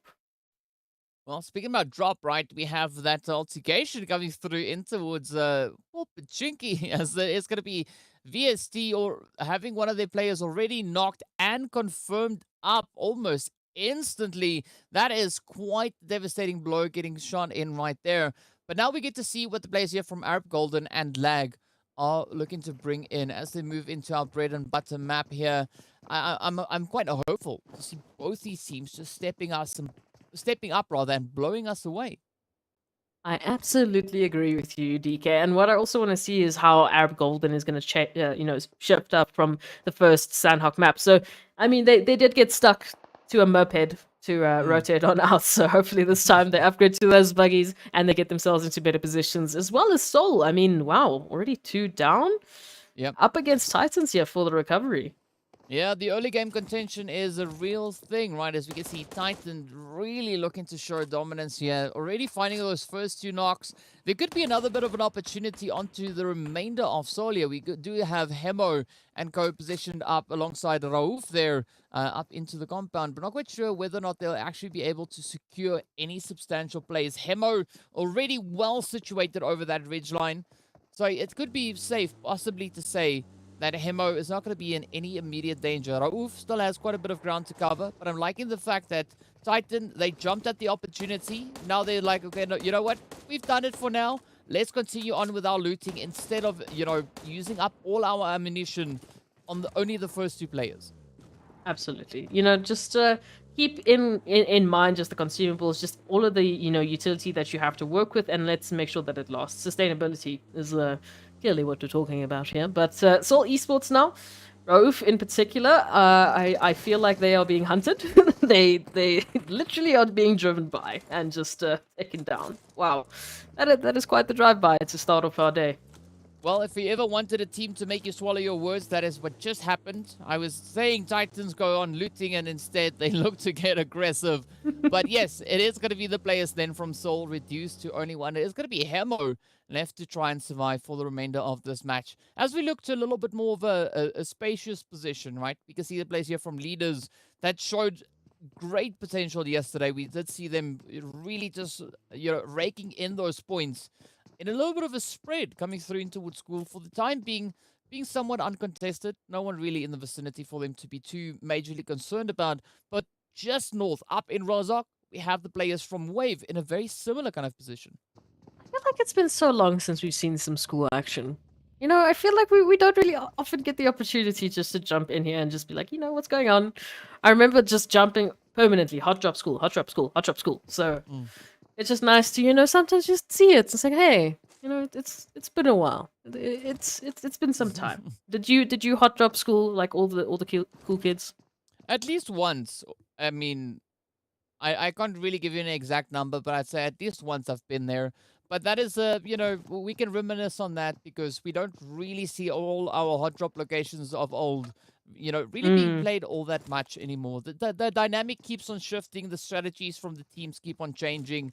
And I think that's quite exciting though, right? Because every time we come in, we have the opportunity to see where the next point of contention is going to be. Where are the teams going to be looking to prioritize, and how are they going to be looking to bring in those upsets? No, absolutely. Like we literally don't want, like 5 or 4 teams just hot dropping school, please. Not in PMPL. We need sustainability. We need teams getting into those final phases. But actually speaking about school, we do have leaders actually taking a little bit of a drive-by right there. So jumping into a potential opportunity of either joining Darkness or saying hello to Slime4KT. Interesting one to see how that's going to turn out. And the rest of the teams as well, just keeping about their wits right now, trying to get themselves looted up, and so far staying relatively safe after that initial burst of craziness we had. Yeah, I mean, but that is kind of just the early game play that we see coming in time and time again. But speaking about positionings, right, we do see the players from Darkness taking some good occupation of smack dab center zone. Not a super contested position, but that could allow them a little bit of freedom, at least for the time being. They do see the players there from leaders situated towards their north, but now it's going to be Desert Flame looking to rotate up all the way from where we saw them drop towards Katka, now making their way up towards Potato Hill. Not the craziest position, but I think it's going to be a good rotation for them, right? Putting them in a position where they're able to gather some information and then make a very decisive call from that point moving forward. I was literally just staring at the map, and I feel like the observers can read my mind. I was thinking about 1 round and 0 tolerance and why they are so beautifully mixed in here towards shooting range. 0 tolerance literally just making a rotation straight through the band of 1 round competitors here. And so far, they have survived, thankfully. 1 round set up a fantastic, crosshair placement there, sitting and waiting for that cross. So I am just glad that 0 tolerance got out of that, and, thank you to the observers for reading my mind. The rest of the teams, on the other hand, DK, what are some of the interesting positions that you're noting here? In terms of like possible contention points, I'm looking at Soul, I'm looking at Desert Flame. Obviously, we just looked at zero tolerance in one round. What are some of the other points you're looking at? I'd have to say Arab Golden, right? Taking that push all the way down to the southern island, moving on towards that Sosnovka military base, going about their business there. And I'm curious to see how that rotation is going to come through, because if they start heading north towards that eastern bridge, they could actually be rotating up right alongside or behind the players here from Titan Gaming. So I'm looking for a bit of a scouting mission coming through, at least from Arab, as we do see Sin is relatively close towards zone, but Arab Golden could potentially be looking to play that southern position a little while longer, not moving unnecessarily and kind of trying to keep themselves situated there as long as they can manage. Of course, there we have it beautifully displayed on the map. But I mean, that center zone, I'm expecting a little contention to come through there, right? We do have Mad Knight starting to move in from that eastern side. Virtual Gaming keeping their distance, just holding on towards Lipovka. And now the zone is going to be allowing for a little bit of that continuation, but Arab Golden need to move now off of that southern edge. Absolutely. Moving through, I mean, again, I understand, the focus of military base. I just always get very nervous when we have teams making these later rotations, and especially from military island, because of that contention that Titan hold, because of that position they hold. Because again, we normally see Desert Flame sitting in this position, poised and ready for that gatekeep, poised and ready for those bridge camps. Now, Titan in that similar position, or even VST if they move a little bit more south, can do the exact same to Arab Golden. And unless a rotation is in, the realm of possibility, it's yeah. Well, we know how those bridge camps go, so. We'll see how that's going to pan out. Triple Esports also now joining the fray alongside One Round and Zero Tolerance moving in from the southern point. Zero Tolerance a little bit more reserved in their rotations. I feel like they're still holding to those outskirts, potentially wanting to make sure they don't have the same thing happen as One Round, firing on their backs. Well, I mean, another position I'm looking at is going to be the players from Slime Fork AT, slowly pushing forward from that northern position, just slightly rotating out of Yasnaya. We still see Pronto being held up in towards Yasnaya Poliana. The rest of the squad looking to get themselves situated a little bit further up ahead. But now Hemo, our lone survivor here for Soul, or the Soul survivor. There we go. That's actually quite fitting. Is going to be situated up on the roof, just listening to the movement of Desert Flame down below. Can't really fault Hemo for taking that kind of approach, but we want to see what Hemo might have up their sleeve for us. As we can see, a potential play being had over down towards at least one of the players there from Darkness, but that's not secured just yet, right? It's Tornado, of course, that I'm referring to on the side here. But now with the addition of lag coming in on the elevated angle there, Hemo could get spotted out. Oh, definitely. And again, it's the dangers that just come on through with these teams making rotations. And hopefully, for the time being, Hemo can become one with the concrete and not be spotted out, but we won't know if that's really going to be the case, especially with Desert Flame lurking just in the midst. There's plenty of opportunities, as you said, just with teams spotting each other out, lag just behind them, then Darkness and Mad Knight, and it continues. This trend is going to be continuing as these teams condense into the next zone. Darkness now keeping their eyes poised. I do see Shadowin just on the edge with a very low HP bar, so wondering how they're going to be getting themselves out of that one and moving on forward into this potential two-way congestion here between Mad Knight and Darkness. Yeah, we'll have to wait to see how this one plays out. But I'm liking the more calculated plays coming through from both Darkness and the players here of Mad Knight, right? We did see both of them just situated within those compounds, just frantically scouting the angles, making sure that there's nobody that could potentially get the jump on them, as they are wanting to perform and just step up their overall points that they can gather through this match. But as we look on towards virtual gaming, it is a very scattered approach, right? Alpha Luigi bring in a little bit of a scouting mission, but it is quite isolated. The rest of virtual gaming could potentially start rolling on through, but we can see One Shot now starting to make a slight advance here. But now, as that zone is going to be moving in, it is going to be centering up towards that sheltered prison region. And this is where Darkness and Mad Knight are absolutely blessed with their positions. I also feel like virtual gaming have a very, very good opportunity here, obviously, because that entire eastern side of the zone, as we can see, Bear, looking for some company that virtual gaming can be one of the teams to actually provide that with. I mean, they have a plethora of opportunities here to take position in and to take position early which is a very, very massive opportunity here, as we've seen time and time again. And the southern point of the zone, that Milta Farm area, look at it now. Oh my goodness, absolutely crazy. But Arab Golden, they have made the trip. Now they just need to survive it. Yeah, it is going to be Arab Golden and the players coming through from, I believe that was VST, now making that mad dash, trying to get themselves situated on the southern edge of the zone.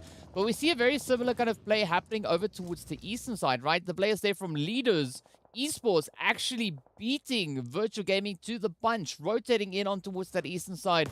And they could be looking to get themselves situated on those cliff sides, just on the edge of prison. But now, VST looking for a bit of a place to call home. Pretty close to that lumber yard. I wouldn't be surprised if we actually saw them rotating in that direction. But now Darkness going to be feeling the pressure as the super young stars come rushing straight up down in towards the shelter region.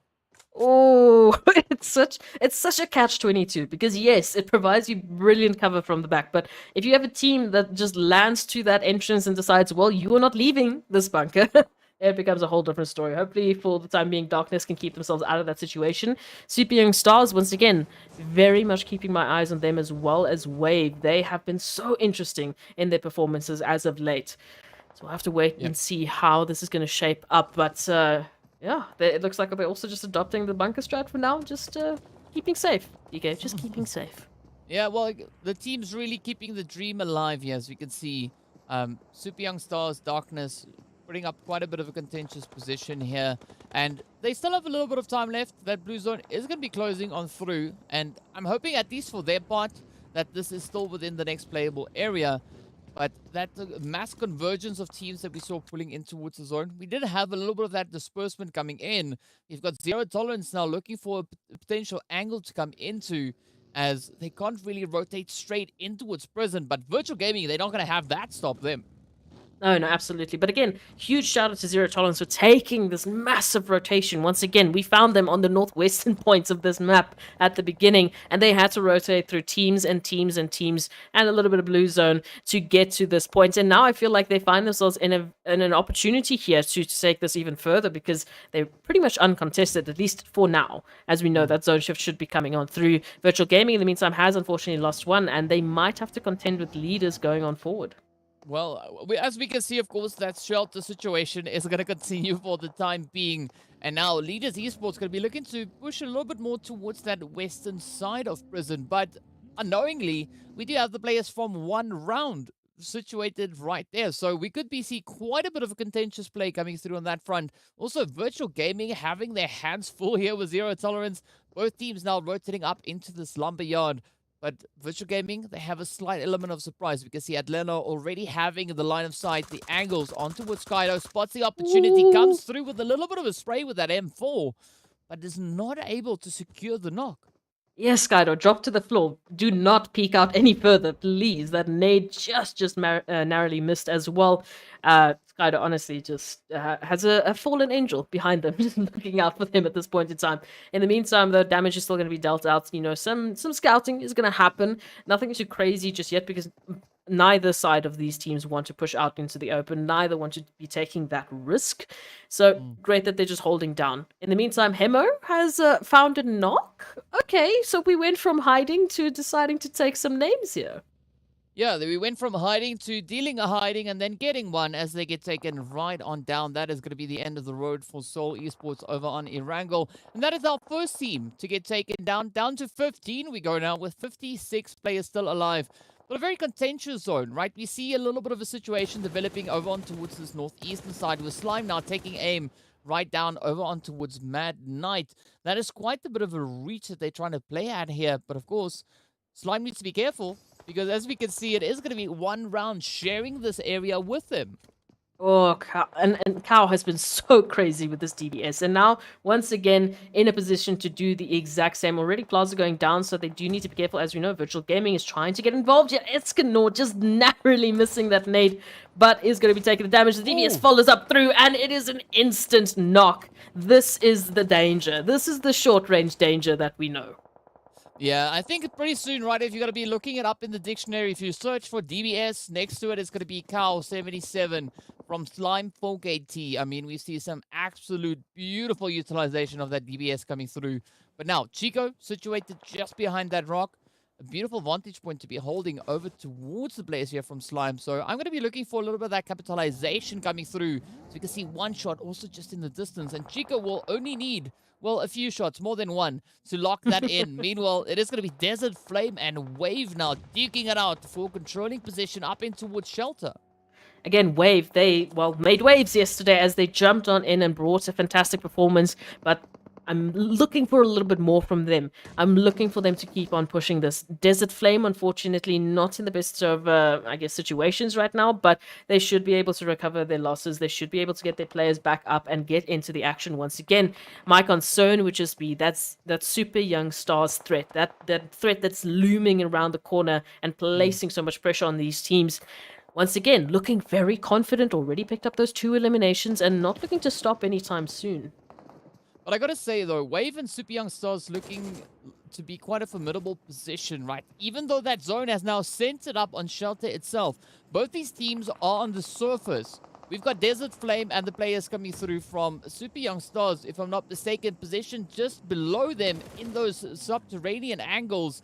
All right, so Super Young Stars are also outside. I just said that. Wow. It's Darkness down below alongside Desert Flame. Ab Golden also in the mix. So this could be the opportunity now for Wave and the Super Young Stars to look to capitalize on their surface position. But take into consideration that Shelter is a very challenging position to play. Yeah, it's been a while since we've gotten one of these zones in the situation. So interesting, format we find these teams having to deal with. Virtual Gaming, unfortunately, in the meantime, being our 15th team to be taken out. And Zero Tolerance, unfortunately, the work that they have been doing has now landed them in that engagement with VST, who is actually being assisted by Triple Esports. So a little bit of a three-way party happening here. And Zero Tolerance, look at this HP bars. Yeah, definitely not looking too fantastic there. There's going to be a lot of pressure now on Lord as that blue zone is going to come swooping on forward. Skydo, fortunately, in a position where they can lend a bit of a helping hand. But we can see Abood now also trying to do exactly the same. Quite a bit of a back foot that they've been put on here. But Zero Tolerance now leaving their players behind as Vortex's vehicle, is not looking too great. It is going to be a little bit of a less fortunate play. But now they can look to push forward, right? Skydo, Lord, trying to find that angle, trying to find that rotation. They are going to be coming in right alongside the players here from one round. And Chico, once again, mounting a defensive position, finds the spray onto Lord. Yeah, I'm not sure if they actually had, awareness there of Ichigo's position. I mean, they obviously saw E-Flex, tried to get that angle right, and it didn't just quite work out. So now scroll down to Skydo here to hold the line, and Chico is down, so at least a little bit of revenge is immediately there. But now it's down to that solo play here for Zero Tolerance to move on further. Same with VST, down to 1 as well as Arab Golden. So numbers are looking very, very stiff for some of the teams that are here towards the lower part of our match rankings on the right. Oh, and Lag, is going to have a bit of a challenge here. Yeah, up comes Titans rushing straight on forward. It's going to be up to Fantasy to keep it up, but unfortunately, Puncher packs quite a punch as they rush on forward and close them off.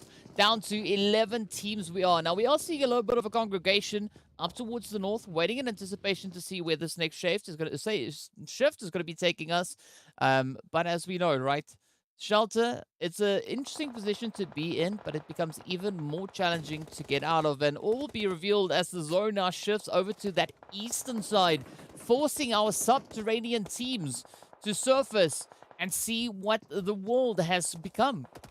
Look, it has been a gamble to go underground, and now, well, as you mentioned, they have to just remind themselves of what the surface of Erangel is going to be looking like, and it is not going to be a pleasant one here. Just look at the trick that they need to make to get into the zone. It is going to be so treacherous here for these teams. Triple Esports now turning their attention here towards Titan, who have been one of the later teams, unfortunately, that are going to have to make those rotations because they are very far off. And Puncher is out in the open, ready for the pick'ems. I gotta say, I really like this position coming through from Triple Esports, right? Really reading this one quite beautifully. Just holding onto the edge there and taking aim down on towards Titan. But so far, Titan, they've been able to lock in quite a considerable amount of eliminations. Meanwhile, Black is going to get traded up as well as things are starting to crumble, right? Triple Esports not really being able to capitalize on that position just yet, but now it is going to be Leaders Esports stepping into the fray here, or rather applying a lot of pressure onto the players from Titans, as we have Mad Knight getting eliminated, and we continue with the action. Titan feeling more pressure now, and down to one player they go. Whoa, in a matter of seconds, we see the Titans will fall, unfortunately. But we'll see how long they can at least keep this up. We do still have at least one or two stragglers trying to keep the name alive, trying to keep the dream as well, as they need to try and make a push forward here for these reses. Smokes will be fading very soon. And just the threat of Triple Esports looming above the hill, and Leaders just adding to this impact is going to be quite a tough challenge to navigate here. Once again, the push for that zone comes through. These teams need to find themselves a prime position here. Darkness, on the other hand, just on the cusp of that zone. Well, this could be still on the books, especially looking at Triple's numbers they've got moving into this phase. They take aim once again, and with that, reducing the players there from super young stars down to only one potential hopeful. It is going to be Morteza now to get traded down on the side of Leaders. Up comes yet another devastating blow as Carry Boy also gets knocked, and as we can see, still a very tough position down on the southern edge. Out comes those utilities, wasted being able to evade the majority of the damage, but up comes a quick rush coming through, and it is going to be the super young stars to be eliminated alongside one round. Down to our final 5 teams. Slime, Titans already sitting on 7 and 8 eliminations respectively, and Desert Flame getting snuffed as well. Titans have started the payback adventure of their dreams. It is wasted, still lying up ahead, and they make that final push to get that final nail in the coffin and say thank you. Come again. Coming on through, though, Titans now sitting with 10 eliminations moving forwards. And, I mean, second only to Titans is 4KT. Darkness, once again, still subterranean, moving on forward. Curious to see where they're going to land up. Well, they have to make a move relatively quick. As you can see, that zone is going to start closing in within the next 20 seconds or so. But Triple Esports looking to capitalize on the elevated angles they've got, right? Still holding strong up there, but Titans looking to deal an absolute blow of devastation to whomever walks in front of them. But also Slime down to their final remaining player, right? Koa. I don't think that DBS is going to serve them all too well at this range, but it could change up once we move a little bit further up ahead. But there we go. DBS comes into play once again. Oh, Koa taking quite a bit of damage in this one. Maybe I need to swallow my words, as we can see Darkness now trying to find a little bit of a substantial play here. But up comes Ghost, finds the spray, and with that, takes down Koa. Off they go. 7 eliminations locked in for Slime. And this could be that bounce back opportunity now for Darkness. They still have this ridge line to play off of. I was really hoping you were going to eat your words there, but it's okay. Unfortunately going out, and an immediate confirmation there for Darkness as well. Down to the 2 teams, Triple and Titans. Triple once again still descending the cliff, looking for the stragglers here of Titan, who have tried to keep themselves pretty spread out. Oh, but this is now up to the opportunity as the Triple Esports team steps forward. The trades flying back and forth. A knock on either side, but it's going to be down to a 3v2 play. As you can see, yet another knock coming in. Titans now down to their final hopeful. Let's see whether or not the Puncher is going to be able to step up to the challenge. Full-on Send coming in here. Tries to bring in some form of retaliation, but up comes Gamo. Oh, gets traded on down. The final rush could be at hand as we see Reef and Black trying to find those opportunities. Black now quickly trying to bring their team back into contention. They want to push in with 3 at least moving into this last bit. But Titan Puncher now just huddled up alongside the vehicle, and they're going to be running out of time. But this is where Triple Esports needs to move forward as a unit. They find the angles. It is going to be Black to lock it in for Triple as they secure themselves an absolutely beautiful, beautiful winner-winner chicken dinner. Woo! I love seeing all of these new names step up to the plate, and absolutely beautifully well-deserved performance coming through here from Triple Esports. Again, their descent from those northern peaks of the hilltop, final position was absolutely key in those engagements. And again, just taking that time to poise themselves, to reset and say, okay, let's not go in this like, wild-headed. It's been crazy. We need to stop. We need to breathe, and we need to take this as cool and calm and collected. We don't want to give this away. We've seen some crazy clutches from these players before, and they understand that and they respect that coming through into that final moment of Erangel. But wow, that has been the warm-up Erangel map, essentially, because we have another one after this. I'm curious to see if we're once again going to see a similar fashion of teams.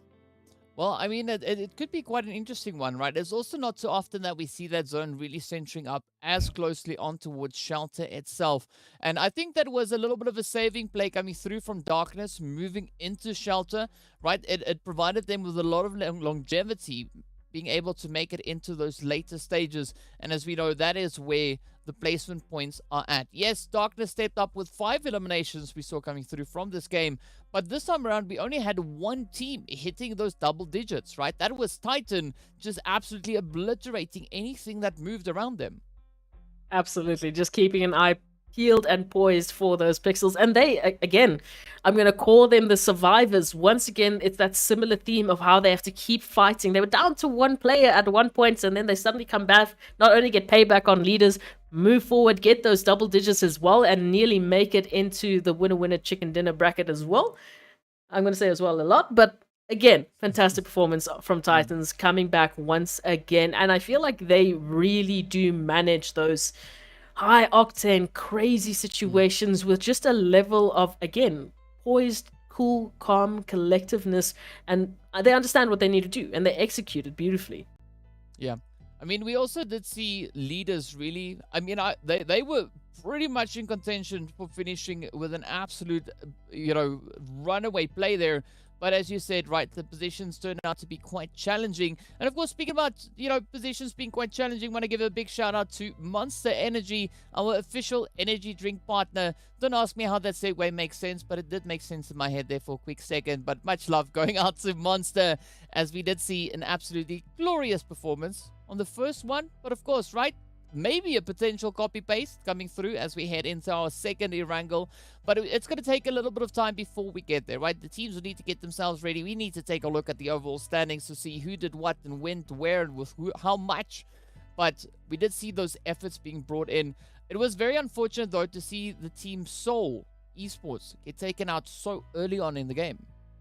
Yeah, so that one threw me for a little bit of a loop. Obviously, we did have Hemo at least try and step up. Obviously, we didn't actually watch this, head to head. We saw it in the elimination feed. But what I do feel that was a bit of a key factor here for Seoul Esports is that initial aggression, that initial placement, finding themselves a little bit more scattered, not being able to get those trades, and then, scatter. Go for placements. We need to survive. We need to get placements. It happens. It is PUBG Mobile. I want to see more from them coming back on the second Erangel, where they can hopefully understand that and fix it. They have the warm-up. Now they have the opportunity to potentially polish that. Yeah, there could be quite a bit of polishing to come on through. I mean, we also did see the players from Virtual Gaming, Ab Golden, having also quite a bit of a tough run. But I mean, the zone itself was quite challenging, and we did see the teams that were able to get themselves situated towards that shelter region, really capitalizing on their positions. I mean, Desert Flame also bringing in a little bit of an improved performance, right? We know that they finished up in 6th place, and they are definitely in a position where they can capitalize on the placement points. And we know they need those points to get themselves situated further up the leaderboard. So different strategies at play here. And of course, while we take a quick look at a few of the highlights from this past match, we get that opportunity to just admire what the teams have done. Again, shout out to Puncher. Oh, just hitting some crazy, crazy shots. And this is the situation I was talking about. Titans with a player down, with up to only one player as Puncher goes down. We're down to that final solo who has to just, stay calm, pop those smokes, let's get those reses. They know what they need to do. They know how to get back in the situation. Yes, Super Young Stars, they jump into this action and they provide the opportunity, that little sliver of timing the Titan need to recover their losses, to recover their numbers. They step up with those 4 players and they make the push for leaders. They get the payback. They take it even further. And it was this point where, again, I'm just going to call them the survivors. They are the team that constantly come high or hell water. That doesn't make sense. Either way, yes. They survive, they move forward.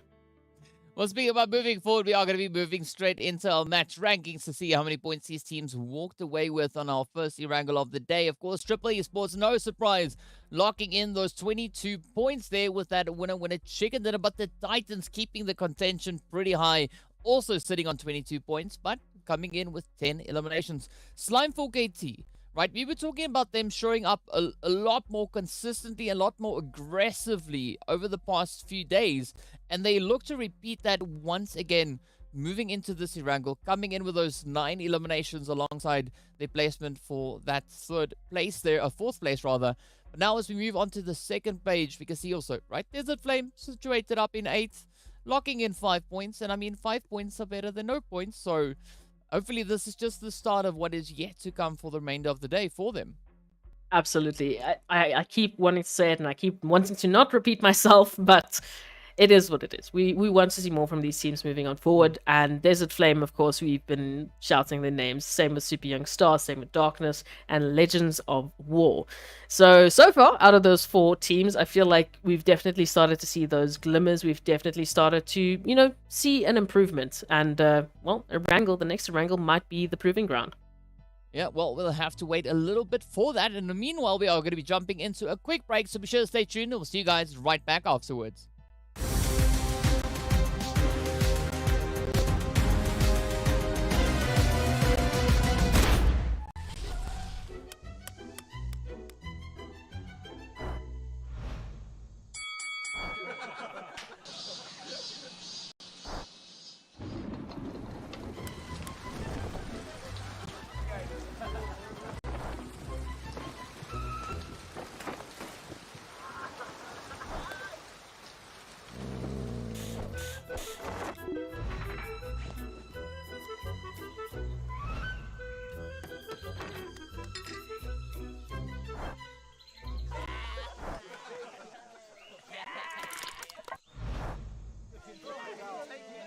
Stalemate? No problem. Ultimate Arena decides the victor.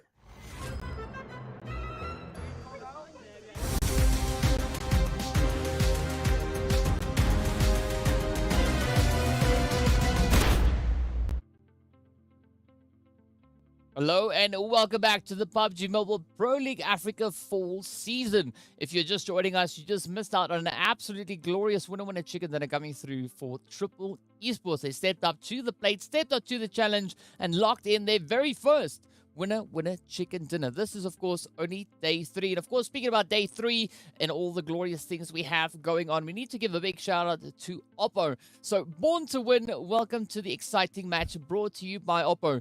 Get your gamer mode on with the much-loved Reno 7 series. Now, speaking about gamer modes, right, we're going to be looking to see who's going to be engaging their gamer mode moving in to our match number 3, which is going to be our second Erangel for the day. I really want to see a little bit from Wave Esports here. They started this sort of trend also through to our third game of yesterday, where they were constantly in that midway point, closer to that top, that above that average, bringing in some good performances here, staying consistent. I want to see that start as well today. And if that is the pattern that they do, they take the first or the second map, they warm up, they come back, and then bam, that consistency just starts hitting. That is going to be a very interesting, just point for Wave Esports. I can also then make the pun that they are like a wave, they come and they go, but I'll keep that for later. Yeah. They're going to be looking to make some waves along the way, right? That's what the name implies, That's how you do the dad jokes, don't worry, I'll teach you one day. But yeah, I mean, definitely we've been seeing, and we've been talking about this a little bit, we've been seeing teams really bring in strong momentum coming through, right? The teams that were situated a little bit low on that leaderboard, really putting in the efforts, but now we need to see even more of that happening, right? We did see some efforts being brought in there by Desert Flame, trying to find more points, and they did. But now we need to see a similar kind of play coming through from the players of Legends of War, right? We know they started off the day in a little bit less than favorable position, but they are going to be presented with another opportunity once again to try and step in, bring those points on through, and see whether or not they can find the necessary success on this, second Erangel of the day. To see if they can be legends? Is that how you do a pun? Is that how it works? You're going to be looking to bring in a legendary performance. That's what legendary performance. I mean, I feel like they're pretty close to being legends as well. So, I mean, they are in PMPL Africa in fall 2022. So, I feel like they're close. It's fine, DK. You will teach me the way of puns, and I will become punnier than you. No, not yet. Not yet. Maybe Like, later, but not Chat now. needs to Not back now. me up here. Come on. But of course, as we now get ready, we are just having a quick little bit of a setup to make sure that all the teams are in their slots, in their positions. Everybody's got their seat belts buckled. They've got their seats in the upright position, because you can't get on the plane if none of those things are in working order, right? You always hear that when you're on the plane, where the pilot says, please return your seat to its upright position. And that's why we always sit here. We're ready to roll, waiting to see what the action is going to bring. Just play along with it, whether it's true or not. Doesn't matter. I mean, I'm trying. Okay, But of this course- just doesn't work the same. now I'm going to ask you the question I asked you before we got into Erangel, right? What is your prediction for flight path? Because we made a prediction. I asked was for close. center. You said north or south. It was kind of somewhere in the middle of that. Let's see where it's going to be going this time around. Let's hit that south. Let's hit that southern border of Erangel. I'm feeling that southern sector. I'm going to do the same as you. Whether that's going vertically, horizontally, or we're going diagonally, we're going to be hitting some good southern points of Erangel in this map. I don't know how though. I'm going to say Quarry. Let's be safe. Quarry. Well, we'll have to wait and see whether or not we're going to have a Quarry Southern. Yeah, you can't get out of that. Play You also coming need to in. do it. Come on. Yeah. I'm not bagging out anything, right? I would like to see a northern zone though come through, right? I'd settle for like a western flight path and then a nice little bit of a northern zone coming through. But while we discuss what we expect to see from this match, let's take a look and see what the overall situation is for the teams at this point after playing our first two games. It is going to be no surprise to see 1 million still holding on to the position, right up in pole position there, as we can see them 161 points, but they are starting to push that gap as far as they can, right? It's currently, as we can see, it is about it's what seems to be about a 27 point difference. Slime actually closing the gap. Yeah, that was the worry that I had from day one to day two. Obviously, 1 million, they just had an absolutely stellar performance, but they were starting to, widen that gap. So I'm loving that we're seeing this competition coming through, because again, it always just means better PUBG Mobile on your screens.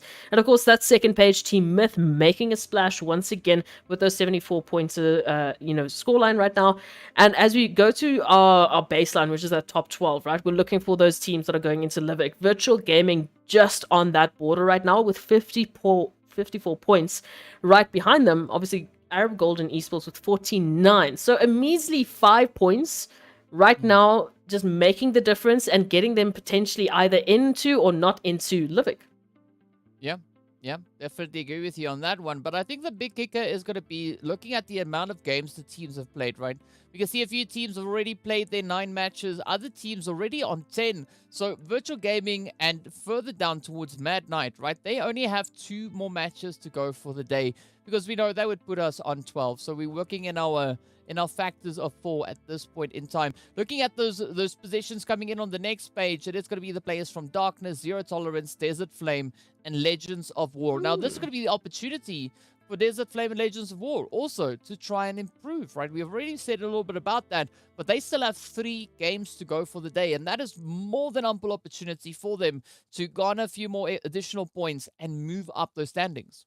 Obviously, the question is Super Young Stars going to continue their rise, because they've already jumped out of those bottom 4 teams, now up into that second page, potentially moving even further up, because they were looking pretty contentious there when we saw on Erangel. They were keeping themselves active, keeping themselves in the engagements, and not shying away from those fights. So I feel like that confidence from Super Young Stars is really starting to flourish.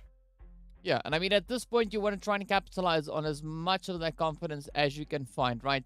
We were talking about the glorious players coming through from Team Myth. They've stepped up. They locked in that first chicken dinner. We did see the players coming through in the second match, being the players from Triple. Now, I beg the question here is, are we going to be seeing another winner chicken dinner coming through for 1 million today, right? Could that be on the cards? Because they found chicken dinners on the first day, chicken dinners on the second day. Day 3, is it going to be third time lucky again? I feel like Erangel is their lucky map, because that was the first map that they went back to back on. So this next Erangel, I think, will give us a good indication if they're getting close or if they're just warming up the engines, as we've seen for some of these teams. I definitely would not discount 1 million at any point in time, right? Because they have been so just engaging and powerful, jumping off right from the first day. And it's similar to what we saw in previous season. Their league play was phenomenal. I mean, you keep reminding us of those beautiful 500 points that they reached, and that is because of the performance that they placed down. I mean, they were ridiculous, firstly, especially with those eliminations. So curious to see. I'm going to stop saying curious. I wonder if this is the point at which we're going to see those teams putting the target on 1 million to try and make sure that they can close the gap, because that at some point that starts to be the only way you can stop 1 million, right? Is to sort of gang up on them and make sure they don't continue. Yeah, I mean, I think the teams could definitely benefit from looking to hit it as hard as they can in the weak play, right? Trying to garner those bonus points, because as you've said, when it comes to the finals, the more of an advantage you can come into the finals already, the less work or the less pressure there is on the team having to perform to that level, right? They can actually afford to just breathe a little bit more. Not back down, just breathe a little bit more and then keep that focus, keep that contention going. And I think that could be amazing for teams' morale, right? Knowing that they've moved into the finals. And as we know, at most, the teams, well, one team could be sitting there with 80 points coming into the finals itself. I mean, that's the kind of lead, the kind of head start that you want to kick off your finals play. There is something that I am really just sitting and waiting for. I'm salivating at the opportunity that this is going to happen. It is for VST to get a winner chicken dinner, because they are currently in the top 9 with no winner chicken dinner. The rest all at least have 1 to 2 to 3. They have not a single winner chicken dinner, yet we see them in top 4 placements. Yeah, it's crazy. Yeah. But I mean, all that means is, like, you know, a chicken dinner is not required for a team to be sitting in the top 4. So that speaks volumes of the capability of a team like VST. And of course, this is our first time seeing them in PMPL Africa itself. So far, they've made a really strong impression, really showing their adaptability, showing their aggression. And that goes kind of hand in hand with the performance that we've been having coming through from the players of Titan, right? 2 of the new teams in this season, and they are really setting the standard and the expectation exceptionally high. I would argue that VST has been one of the most consistent teams that we've been seeing, because they haven't been reaching those winner chicken dinners. They have been at least picking up the necessary points to make sure that they're either in, you know, contention for 1 to 2 to 3 to 4 top placements. And because of that, we see again that massive focus, and why we're placing such a massive focus on consistency, because it's giving them that momentum to carry on through. So they drop one map, great, they come back, they stay somewhat consistent. 10, 12 points, that's enough. 8 points, that's still enough. They're still staying in, you know, that competitive era of where the rest of the teams are like, we've just gotten winner chicken dinners and you just will not leave. You're still in this top 9.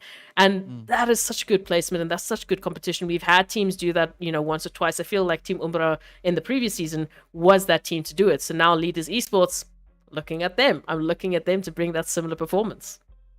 Well, I mean, I'm hoping that our former Team Umbra, sorry, I just had to say the name, it's so good, are going to be looking to continue with those efforts. But I mean, looking at the kind of consistency as you were referring to, the most consistent team, or the most balanced team rather, okay, the most balanced team at this point is going to be Titans, right? 60 placement points, 60 eliminations.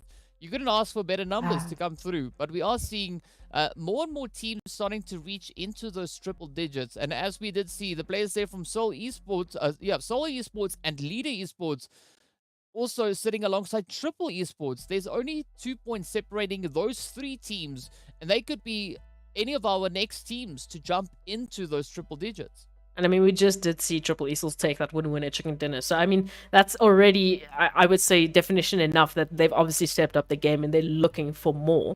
And at this point, I would argue that for the teams looking to, you know, close those gaps today, they should take, you know, definitely a page out of what Triple Esports did in that situation, or did on that Erangel, especially as we're moving into our second Erangel of the day, obviously. I feel like Triple Esports were just so composed in the execution that they wanted to bring in those final moments. They knew the positions they had. They knew the advantages that laid before them. They weren't extremely hungry for those kills. They were patient, and they were wanting and waiting for those opportunities to come to them.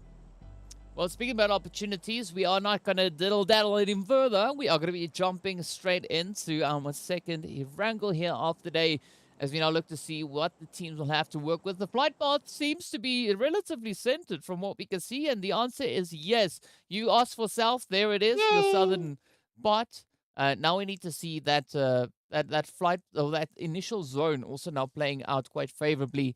Going to be hoping for a northern one, but you know, wherever it goes, we'll be satisfied with that. But it's going to be allowing the teams to pretty much access anywhere across this map, well, to a major extent, right? Those few outlying positions, just a quick vehicle rotation away. So positions like Primorsk, Kostolba, even Lopovka is all still within reach and not outside the realm of reachability. Yeah, teams definitely don't need to fight for their preferred placements. Of course, Seoul jumping straight onto that military base. I'm curious to see if Arab Golden actually should not be joining this game. So don't worry, they won't have competition.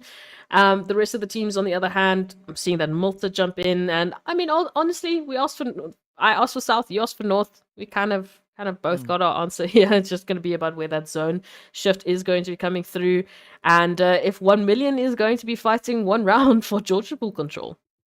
Again, we want to see that one-on-one action, right? It is going to be a Hey. northern zone. It moves northwest. So this is going to be interesting, especially looking at Everest being in play. We've seen quite a bit of a contentious fight coming out in that region.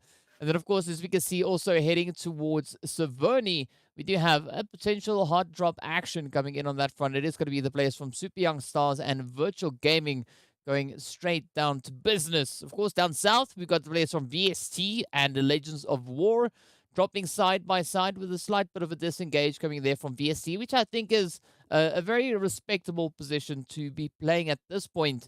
But smack dab center zone, or close to center, we are going to be having the players there from Zero Tolerance looking to get themselves situated. I'm also getting a bit of PTSD because I see Super Young Stars and Virtual Gaming joining hands for their control of Severny. And bam, thank you once again, observers. They just know what I'm going to say before I even say it. But looking at this point now, again, we saw what happened last time. Super Young Stars obviously didn't take the best option of this, and they were hunted by Virtual Gaming, who started this off for us on the first day. Super Young Stars now, opportunity for them to prove that they have potentially already just polished this issue out. Well, they're gonna have to they're gonna have to really step up to the plate here, because we know Virtual Gaming, they are a team coming in here with a bit of a reputation, right? They've got that they've already got the one season under their belt, but now they need to bring those efforts and show that experience, show that they've been able to utilize all the experience that they've had since we last saw them participating in the PMPL itself. And for the time being, it seems like Super Young Stars are trying to give them the run around here, with the Reef just patiently waiting, not really being able to, or sorry, that is Zeref, not really being able to move out and get much looting going. And One Shot not going to be letting any opportunities slide here. Very similar approach for Virtual Gaming as what we saw previously, spreading out, keeping that high ground, trying to make sure that they have multiple angles on a single player at any given point, so that, you know, obviously more than one player is able to take the shot. For Super Young Stars, actually still adopting also the 2-2 split, relatively still split up in terms of trying to also just keep that level, keep as much information in play as possible here. And of course, Super Young Stars looking to polish off this blemish of Virtual Gaming off of their record. But again, like you mentioned, I feel like going down to the previous season's champions is not such a big blemish. You know, it kind of sounds really cool. Yeah, I mean, I think it would also sound a little bit cooler if Zero Tolerance, not Zero Tolerance, Super Young Stars were able to actually beat them out right at this point. I mean, it's not outside the realm of possibility, looking at how Super Young Stars have already been stepping it out so far today. But as we're getting ready to see where the teams are going to be playing at, we do have the Legends of War starting to push up from that far southern edge of the zone while we wait for the action to unfold up in Severny. And these, of course, are our two most northern teams, right? There's quite a vast vacuum just south of them. The first place where we see any teams actually being positioned is towards North George, where we've got the players from one round, and of course over on towards Yasnaya Poliana, where we actually see the players there from Lag taking occupation. alongside Blackjack Esports. And of course, Skydo is a little bit of a scout. So I guess you could count that as a point. But yeah, I agree with you. Just generally a massive vacuum of occupancy. And we can see Virtual Gaming, it does seem like they're slowly but surely going to be making that trigger to execute their plan here towards Super Young Stars. And a lot of information for them to actually make use of. Seraph actually going to be going down now and confirmed almost immediately. Yeah, quite a less than favorable position to get caught out into, but now more also going to get rushed upon, as we can see Alpha Logic cooking up a few nades. Ooh, are they going to have a favorable position here? Not yet. It is a bit of a back and forth coming in, but there we go. It's going to be more to get traded right on down as Zeus comes thundering through. Now it all turns to Nossa. We did see Nossa with those utilities in the previous match, just finding some beautiful, beautiful angles. But Messi looking to rotate up to provide a little bit of that fortification. I would hope so, that they would have that opportunity, but Nos is immediately going to be placed under pressure. So while Zeus is laying down that fire, Alpha Luigi looking for that entry, looking to get close up and personal. Nate is going to be cooked, and Messi just narrowly escapes Alpha Luigi. So for the time being, at least one will, of course, get away, and Nossa, unfortunately, left to potentially be the sacrifice. Yeah, unfortunately. So similar results from what we saw previously. Well, so far, it does seem like Messi, at least for the time being, is going to be looking to just kick it down south, right? Opting into that buggy and just putting a lot of distance between themselves and Virtual. And Zeus now, just ensuring that they don't use more ammo, seeing that they could potentially be quite low at this point. But now we get to see where the teams are going to be going next, right? Zero Tolerance and the players there from Leaders about to get into a bit of an altercation as we see Skydo still somewhat isolated from the rest of the team, maybe still doing their scouting duties. But Morteza also venturing a little bit closer there. Skydo trying to jump at the opportunity, but not really succeeding in finding those angles. Meanwhile, Morteza and the rest of the players here from Leaders now just strengthening themselves up onto Woods Cube while we see VST and Desert Flame getting into an altercation. Hey, this is the kind of energy that I'm enjoying from Desert Flame. So picking up at least one from VST. Of course, we see the rest of the team moving on in for the potential recover. But at this point in time, I believe Desert Flame should get that confirmation. And they might just take that rotation out of there. Because, again, it's not worth, dropping the entirety of a team potentially just for that one extra player. So sadly, it is the right call to make in terms of just the pure numbers game as we move on to the rest of this wrangle. The rest of the teams, I'm interested to see what Triple Esports are going to do on the western point of that zone. I mean, there could be quite a position for them to play at, right? We can see at least one of their players situated up in towards Hospital itself. So it's good to have that anchor point kind of set up for the time being. But as we look down south, it is going to be Myth and Python looking to kind of duke it out. We got Seoul also now rotating from that southern military island, coming alongside that western bridge, looking for a bit of an opportunity to play. And they could have quite the favorable rotational path should they decide to head in the direction of Gatka. But all will be revealed once they fully commit to those rotations. And for the time being, it's going to be a slow and steady roll. But of course, 1 million, right? They're going to be looking to crown themselves king of the hill as they move right to the top of Everest. Oh, I missed immediately. I expect it at this point. I just want to ask the question, who is going to be the team that at some point will make a dash, will make a fight for that Everest position from 1 million? The question will yet to be answered, but we do see a very comfortable 1 million holding Everest, as we know, and just below them, of course, Leaders and Legends of War making their rotation into that center zone. Desert Flame, of course, still looking very comfortable, poised and ready. Rest of the teams now all joining the fray, so no stragglers really to talk about, other than I guess you could say Titans, just because they're going to be one of the last teams to join it. But very, very interesting, turn of events here. As we can see, 16 teams still, of course, 2 zones. We're looking good for that later phase where we're just going to have absolute chaos in terms of the teams finding each other. Well, speaking about chaos, right? The position we see Desert Flame in, this could be a beautiful position for them to cause quite a bit of chaos. for any of the teams in the vicinity, right? These compounds sometimes being sought after depending on how that zone shifts on up, but looking at where they are situated, they could actually find quite a few teams rotating alongside them. But for the time being, it is going to be Soul and the players here from Legends of War looking to bring in a bit of a dash up in towards that ruins. And I think at this point, whoever is able to get themselves situated here first could be in a position where they could capitalize on that. We can see Hemo now just quickly trying to wrap around and find some additional hard cover. Oh, this would be such a prime position, as you've mentioned. And Lashon, of course, here just towards the outskirts, has a potential to get a little bit of long distance action happening here. Maybe get a couple of knocks, maybe just do at least some damage here. Obviously, weapon in hand, primed to deal some crazy damage here. Rest of the teams as well, joining what seems like a very central focused band. Of course, we can see just around in and about the river. It's going to be messy depending on how the zone is going to rotate. I feel like some of the rotations might really cut them short. If we can see that zone moving a little bit more towards Rozak, of course 1 million will unfortunately just have to give up Everest for naught. Well, we'll have to wait and see exactly where that is going to be playing out, as we still have a few moments left before that zone makes its decisive play.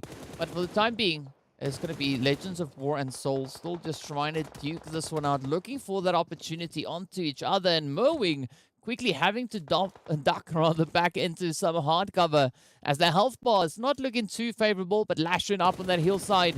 We've seen some pretty strong players coming through from Lashon in that first day. We are yet to see a continuation of those efforts, but Omar looking to make it quite difficult for Lashon to find any substantial positions. Not letting anything stick out, right? We are hiding, we are keeping quiet. Ooh, Raouf making a little bit of a trip is going to spot out Lashon just hiding in the grass. And yeah, unfortunately here, Soul is going to be taking that trigger. I mean, it's 2 against 1. It's a quick and easy elimination they can pick up.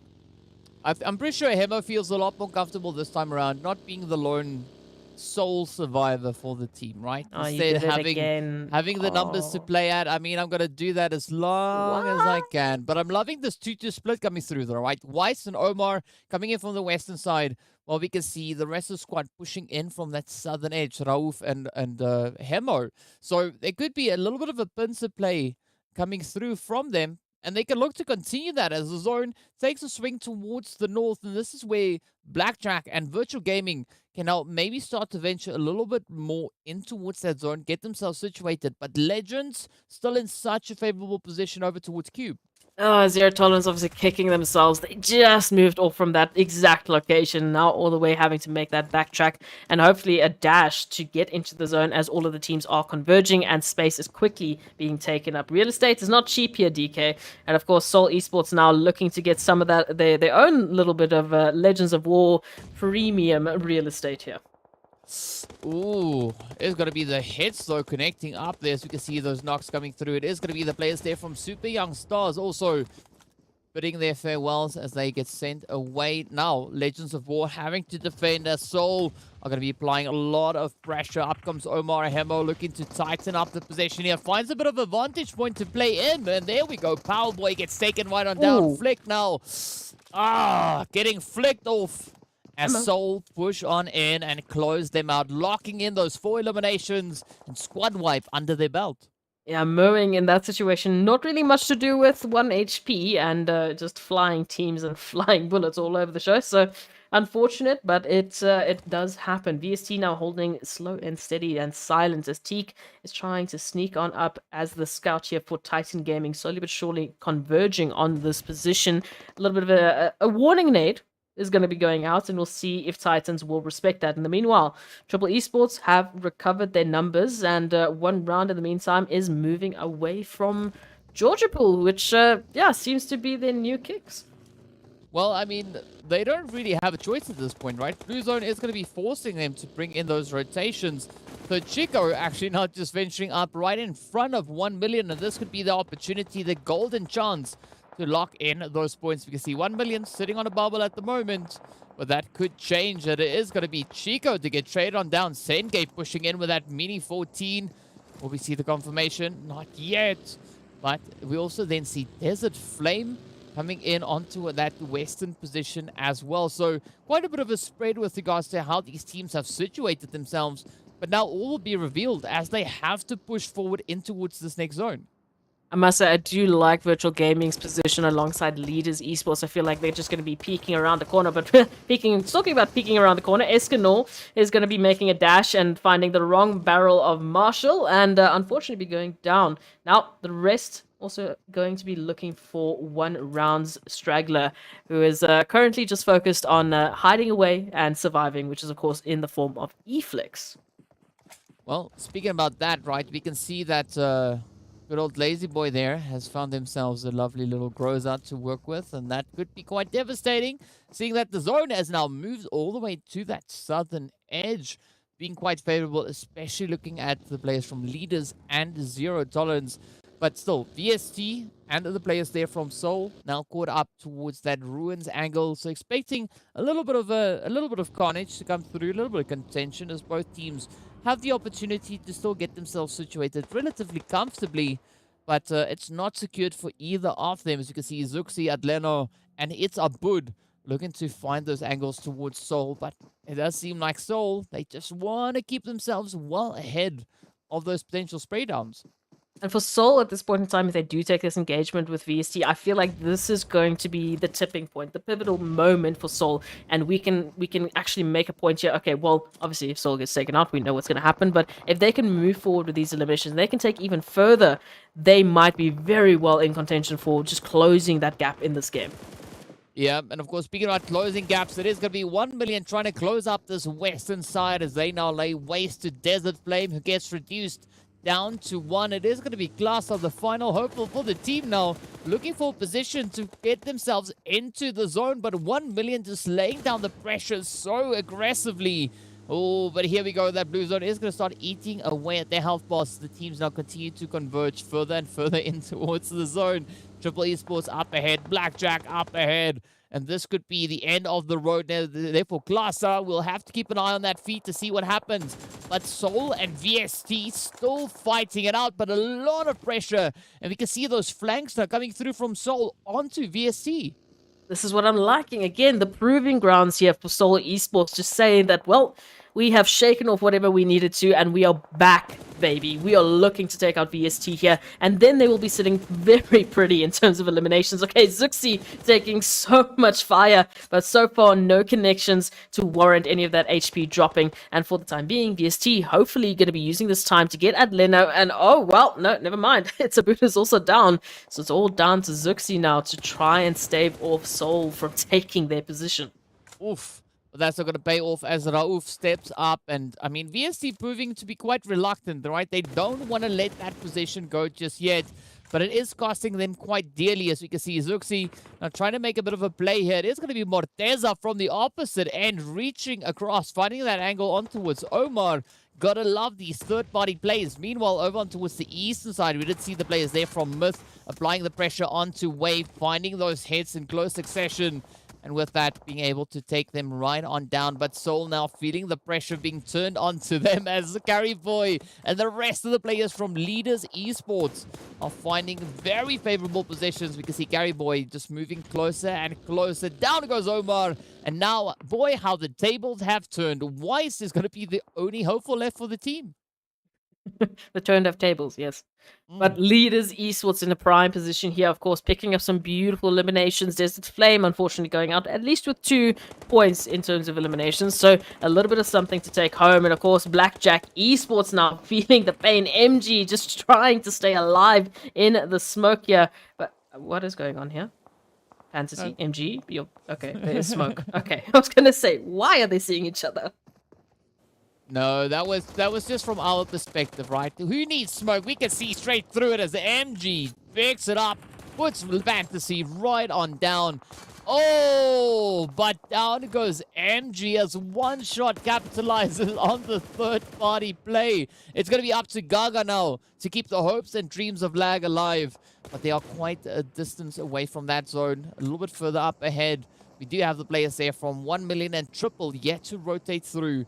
But looking at the position coming through here from Virtual, they could be right on the money. Up comes the rush. Marshall gets just hit out of that vehicle, and now it turns to Senke. Will he be able to keep this pressure up as it all now rides on Reef? We do have a little bit of that potential reinforcement coming through there from Black 7, but the pressure couldn't be higher. Let's see where this goes. Senke patiently waiting to see how it ends, and that is going to be the end of the road as 1 million gets taken out with 5 eliminations to their name.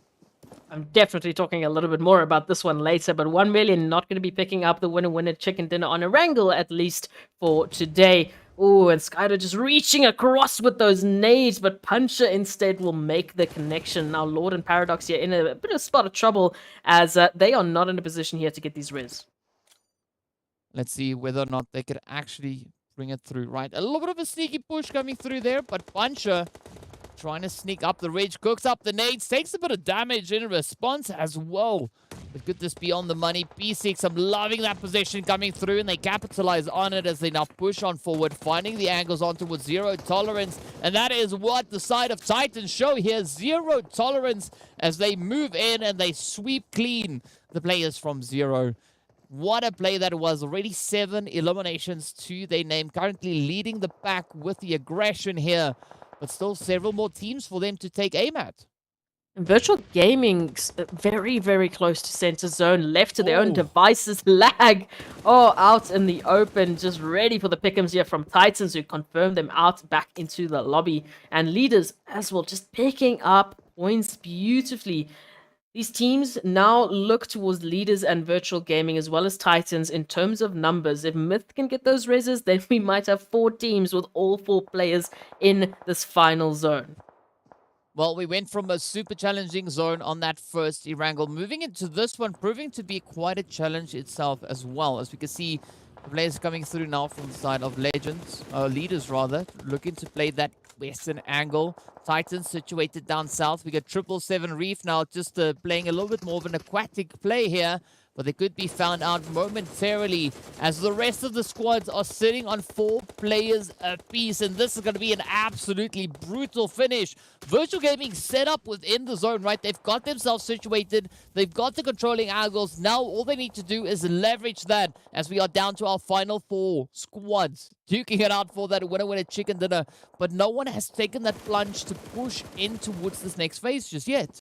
Virtual Gaming, I was saying, prime position for them. Zeus, as you can see, raining down hellfire towards leaders esports. Quite a reach, but they are going for any and every possible opportunity here as they try and take control of the zone. And again, 4 teams, 4 players each in a final zone, DK. This is going to be a fight for the finish.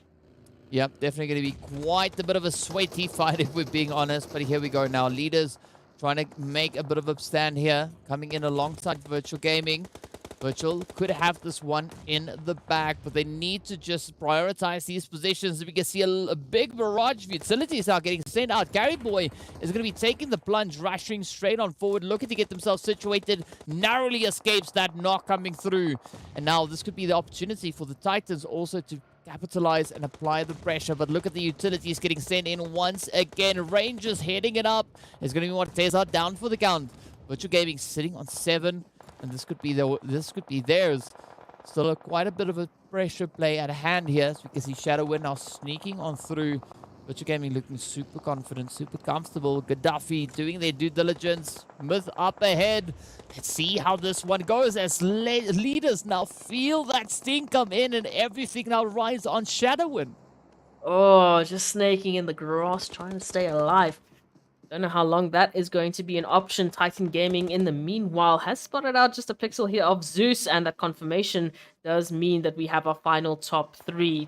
Puncher, of course, has kept very good eyes on Virtual Gaming here, and as they take the southern approach, my only question is, what is Virtual Gaming going to do with this split? I mean, Zeus, all out in the open alone. I mean, this is going to be a very, very risky play. I mean, this could be actually quite a nice split, though, for Zeus. Having that extra information accessible from where they are situated. But it's going to be up to the Titans to see whether or not they will be allowing any of that to be played out. As you can see that pop coming in. And again, right, just snuffing that position out. Initially, I thought they were going for like Zeus being the bait, and they come through with the switch and get that pick on towards Titans, but didn't quite fall off. That vehicle explosion already just the shortfall of Zeus, and they will be bleeding out in the zone while the rest of Virtual Gaming look for that winner chicken dinner. And all of these teams now, well, they are left to snake it on through into the zone as it centers between all of our teams. An equal opportunity here for everyone for this final point, DK. Well, let's see where this one is going to go. Now, the final chance, right? 3 teams left. 9 locked in for Titans. Still sitting on an absolute full squad. The same can be said here for Myth. But Virtual Gaming now looking to patch up their position. Still going to be feeling that pressure come in as Farok now gets taken down for Myth. The angles come in. Gaddafi getting traded up as Moment finds the spray. Looking to close it up once again. Oh, but gets taken down in retaliation. Beautiful back and forth across the board. But the Titans still clinging to their numbers. Meanwhile, Virtual Myth feeling the pressure building. And look at this now. It is going to be Moment to get traded on down. Slow, steady creep coming through from Virtual. 10 eliminations already locked into their name. Titans also sitting on those double digits. But they have the numbers advantage. Let's see for how much longer they can maintain this pressure. And meanwhile, Virtual Gaming just sitting back and watching this unfold between Titans and Myth. Well, for the time being, I would say tunnel visioning towards each other, right? They are just looking towards these two. They are not even thinking about Virtual Gaming, who's being left to their own devices to plot something mysterious coming through. Broly up close and personal here with Ramsey to try and take on the Titans, who are still 4 players full. Well, let's see how this goes. Ramsey looking pretty grim at this point in time. Virtual also about to get a bit of a fluster coming in as Gaddafi gets traded. It's going to be Bunch now looking to lay it on as thick as they can manage it. Clutching it out, taking down the entirety of Virtual Gaming in one swoop. And with that, they secure themselves the winner chicken dinner. Titans reigning supreme with 14 eliminations to their name. Oh, I love that. My goodness. Okay, I was worried about Virtual Gaming. I was like, okay, listen, we can't just sit and think about Myths here. Titans, they need to keep their heads on a swivel here. But Puncher took that role all by himself, taking out the entirety of Virtual Gaming and then even getting a couple of final hits into Myth as well. That was an incredible finish here from Titans. This is something that I was waiting for. Once again, a win for them on Erangel, and what a beautiful finish there. Yeah, I mean, they were preluding a little bit to that, or alluding to that rather, on our very first day, right? Titans really keeping up quite a contentious push on our very first day, and it does seem like they were able to replicate those efforts moving into this second one. But of course, looking at their performance coming through from the first Erangel, also a very, very successful run coming through from Titans. So they've been showing some great consistency on both our Erangels. We know that they locked in that second position with 10 eliminations. This time, they just went even further, locking in chicken dinner and 14 eliminations. I mean, that is absolutely amazing for the Titan team, and I'm excited to see how that's going to translate into the remainder of our day. Absolutely. Again, we've seen this performance coming through from Titan on the first day. They were a little bit quiet coming through on the second, and now, well, surprise, surprise, first day of, I guess, the weekend after the break, and they have just such beautiful energy to take us even further. If they do take us further, because the next map is going to be Miramar, and their performance on Miramar, I feel like, has been also just give and take. There is some opportunities where I feel like Titans are running away with the competition, and then other opportunities where, again, they have to be the survivors fighting for the finish, fighting for the opportunity to stay, well, alive. So, beautiful finish. I love to see this dominating performance coming through from them. Well, speaking of performances, we are going to be taking a quick look at our match rankings to see how many points the teams were able to secure in our second Erangel. It is going to be none other than the Titans sitting up in pole position with a lovely, lovely 29 points to their name. Virtual Gaming coming in pretty strong here, right? 11 eliminations, 21 points secured. And what a great improvement that was coming from our first Erangel. Virtual Gaming finished all the way in 15th in the first game. This time stepping up, locking in a second place. Woo! Okay, this is quite a bit to break down. Obviously, we had 1 million going out in 8th place with 6 points. Looking at Titans with 29. A beautiful opportunity once again just to inch closer and closer to the top. Myths as well making that appearance. Seoul Esports as well. We were worried about them falling off a little bit sooner in the previous map. They made a splash. They picked up those 7 eliminations. They even took out one of our most consistent teams like VST Gaming. Second page, of course, also looking a little bit, or leaving me a little bit perturbed because Blackjack making an appearance, as well as a little bit from Desert Flame.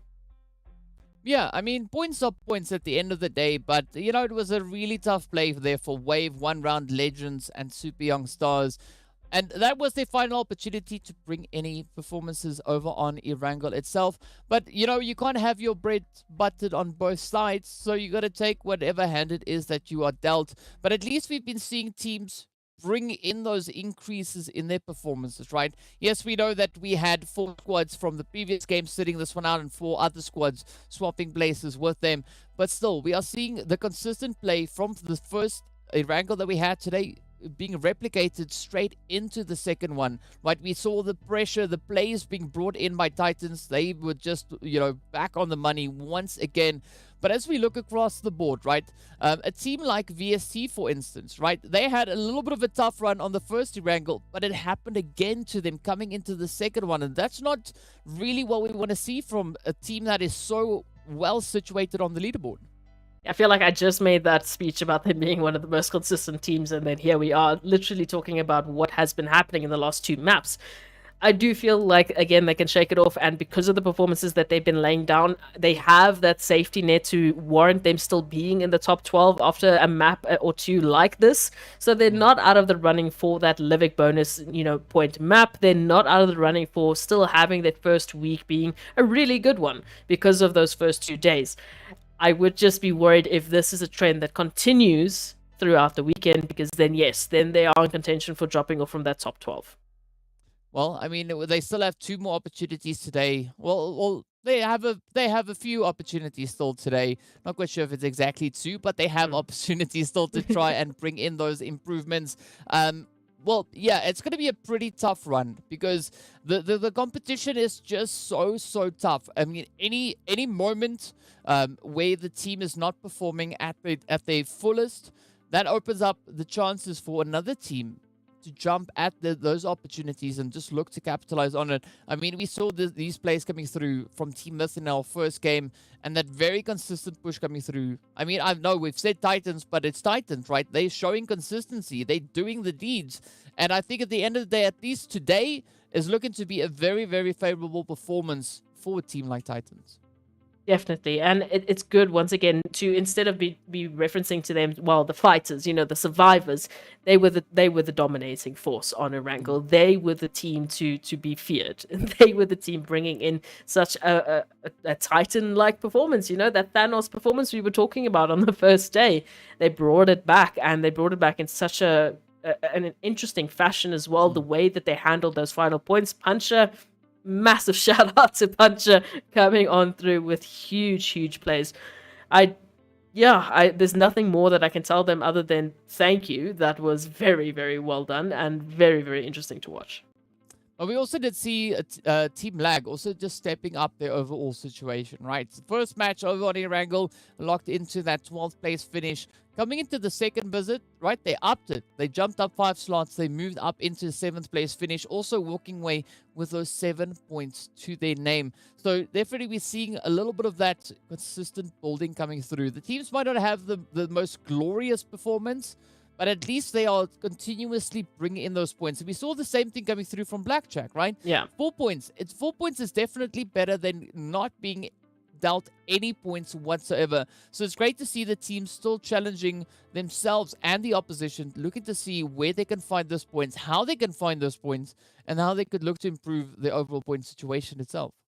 Yeah, definitely. I'm very curious to see if the teams are going to, take this up as a challenge and be like, cool, now it's our turn. We're going to prove that sort of performance as we want to, a similar Titan fashion. We're going to be the next Puncher. We're going to be doing the next 1 million crazy things. If I am speculating, if I'm, sort of just asking the universe and asking the teams that this is what I want from you, I do want to see Wave. I want to see Super Young Stars. I want to see Desert Flame on Miramar. bringing that performance, bringing that Thanos-like performance through. Yeah, I mean, I'm kind of expecting the players there from Desert Flame to ring the bell on Miramar. It's a map that we've said before. We know Desert Flame to be super proficient on that game, on that map rather, but we have not seen them really finding the necessary luck in accomplishing exactly that.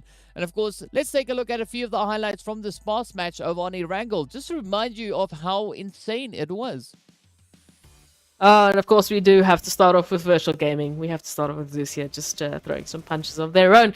But the rest of the teams, again, just staying active. I mean, Desert Flames even picking apart at least one or two of VST. This drive-by from Seoul Esports was the starting point to Seoul Esports showcasing that, listen, they came to play. They came for those eliminations today. Yeah, I mean, they want to really, really keep the tension as high as they can. And I think at what we had yesterday, right? Yesterday we had the 3 Miramar maps being played out, with our first map being quite a successful one coming through for the players there from 1 round. But moving into match number 4, we know 1 round, they're not going to be out on the battlefield this time around, right? They're going to be sitting it out for their 1 round, as they have to do. We don't have to wait any much longer to see what the teams in the flight path will have in store for us, as we are jumping straight into the action.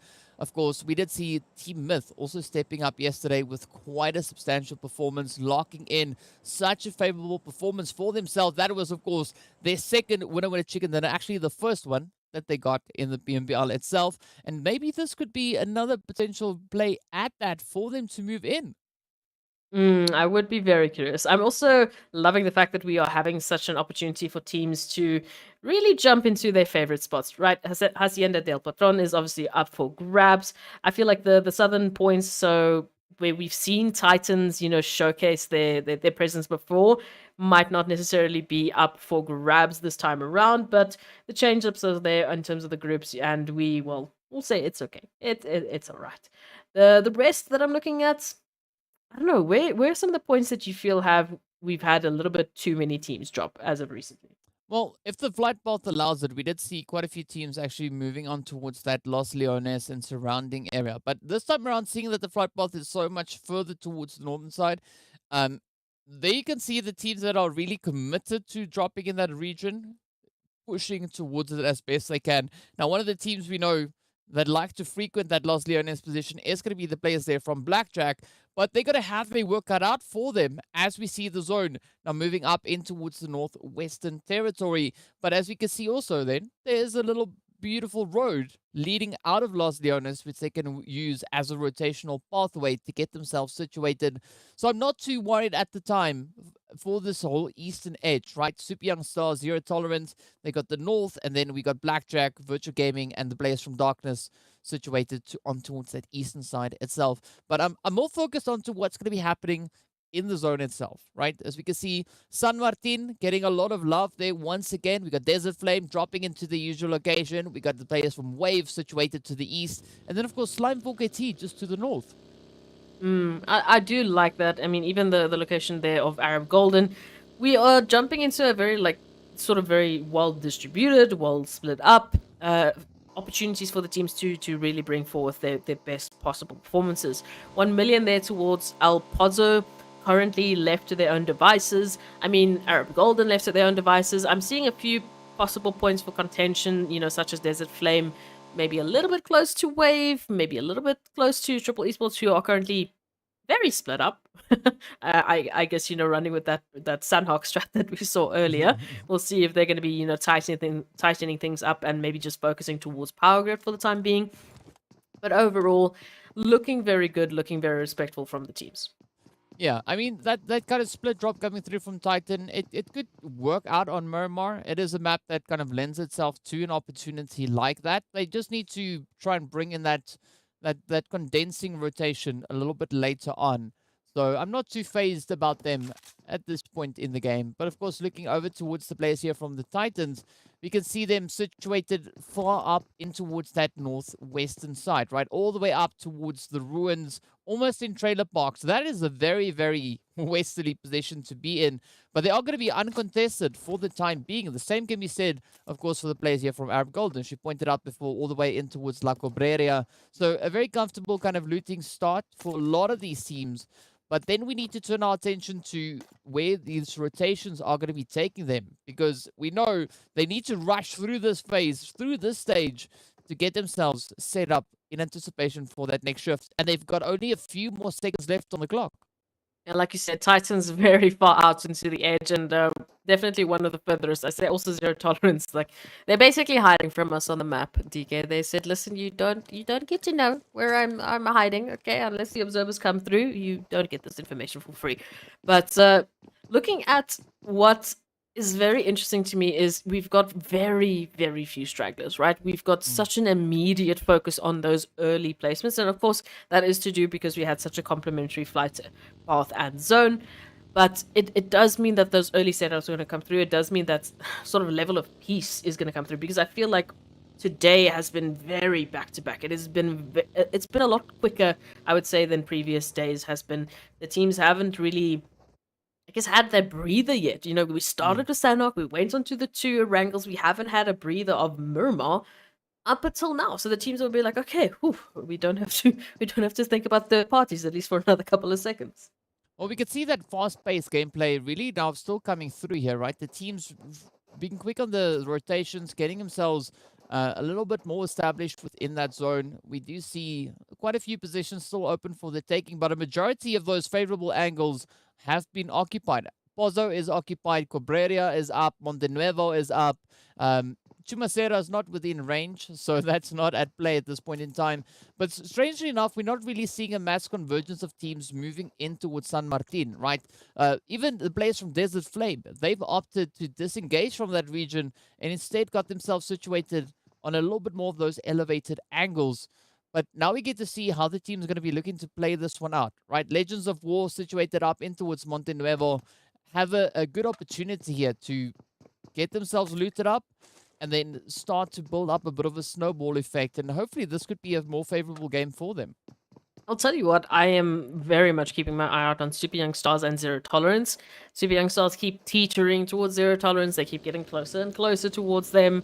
And I'm staring at this point of the map right now, because I'm like, okay, have they gotten that information and they are, in some cases, just teasing Zero Tolerance, saying, hey, we know where you are, just, let's get some space going here. Or they maybe jumping between that hesitation of, do we jump into this for now? It does seem that the turnaround has come through and Super Young Stars are making a dash for that zone entry point, but up until now, I will admit, I have just been staring at that point of the screen. Well, I mean, Super Young Stars have a lot of ground to cover, and as we can see, the players here from Wave, they're also now going to be trying out a few of their own plays, right? They still have the entirety of Hacienda del Patron to move in, to get themselves situated, take the occupation of it. But another team that is yet to find a good entry into zone is going to be the players here from Darkness, right? All the way over towards that eastern side, but it does seem like their rotational pathway could be somewhat comfortable. No one really to be opposing them along the way should they continue on this trend. And now it's going to come down to where they're going to be looking to get themselves situated. Meanwhile, Desert Flame are going to be jumping at the opportunity here to take a few swings at Slime 4KT. Ooh, I am loving this. I mean, again, scopes, guns, they are prepped for this exact opportunity. So, just a couple of pot shots, getting themselves a little bit of damage dealt, and again, just huge opportunities. DK, though, I have a question, a very important question for you. Favorite location on Miramar to pronounce? Favorite one to pronounce? Yes, your favorite one to say, like you like to say, Team Umbra. What name on Miramar does that for you? Hacienda del Patron. It has to be that one, and yeah, that's gonna be it. I'm gonna say Montenuevo for me because I always struggle with it. Well, it always just takes me. Speaking about struggles, right? We are seeing Six God having a little bit of, shots dealt in their direction. Did get knocked on down, and that came through from the side there of Triple Esports. Some very tough contenders coming through so far that we've seen today. Going to be looking to see how they will play this one out. But also now perched up high, it's going to be Lazy Boy taking the aim down on towards the Beast. And we have the rest of the squad also positioned off in the distance.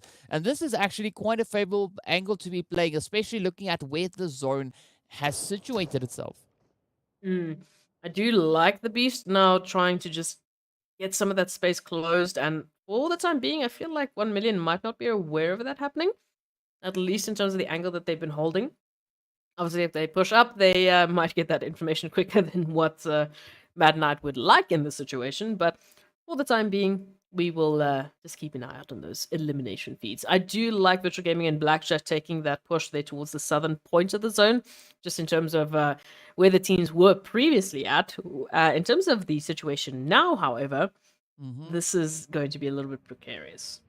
Yes, and speaking about being precarious, right? We see the players here from Leaders Esports now finding quite a few spray downs on towards Mad Knight. I mean, Mad Knight being dealt a relatively tough hand. They had the players there from 1 million, not too far away, just firing down upon them from up high.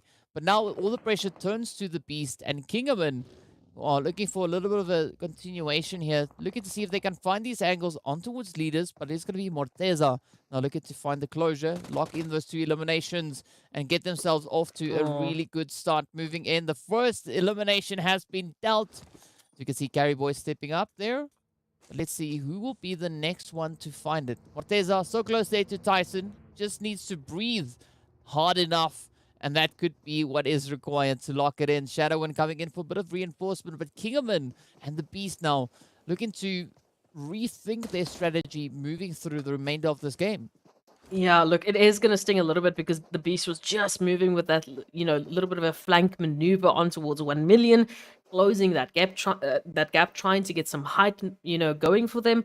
And now they just have to throw that plan away, and they rather have to opt or for a little bit more of a strategic and calculated maneuver moving into this rest of the zone so that they can try and maximize the points that they're going to be bringing in for their team. As Mad Knights, could do with a little bit of a bolster in their current rankings. Triple Esports, on the other hand, have just started showing us a very interesting side of themselves today, and I now want to see that replicated on Miramar and see how they would bring in that same level of energy. Well, all will be revealed momentarily, but for the time being, there's going to be the players here from Triple now, just sending out a few of those sprays. Look at see if they can find any damage on towards 1 million. You can see the vehicle starting to show some signs of wear, way up high.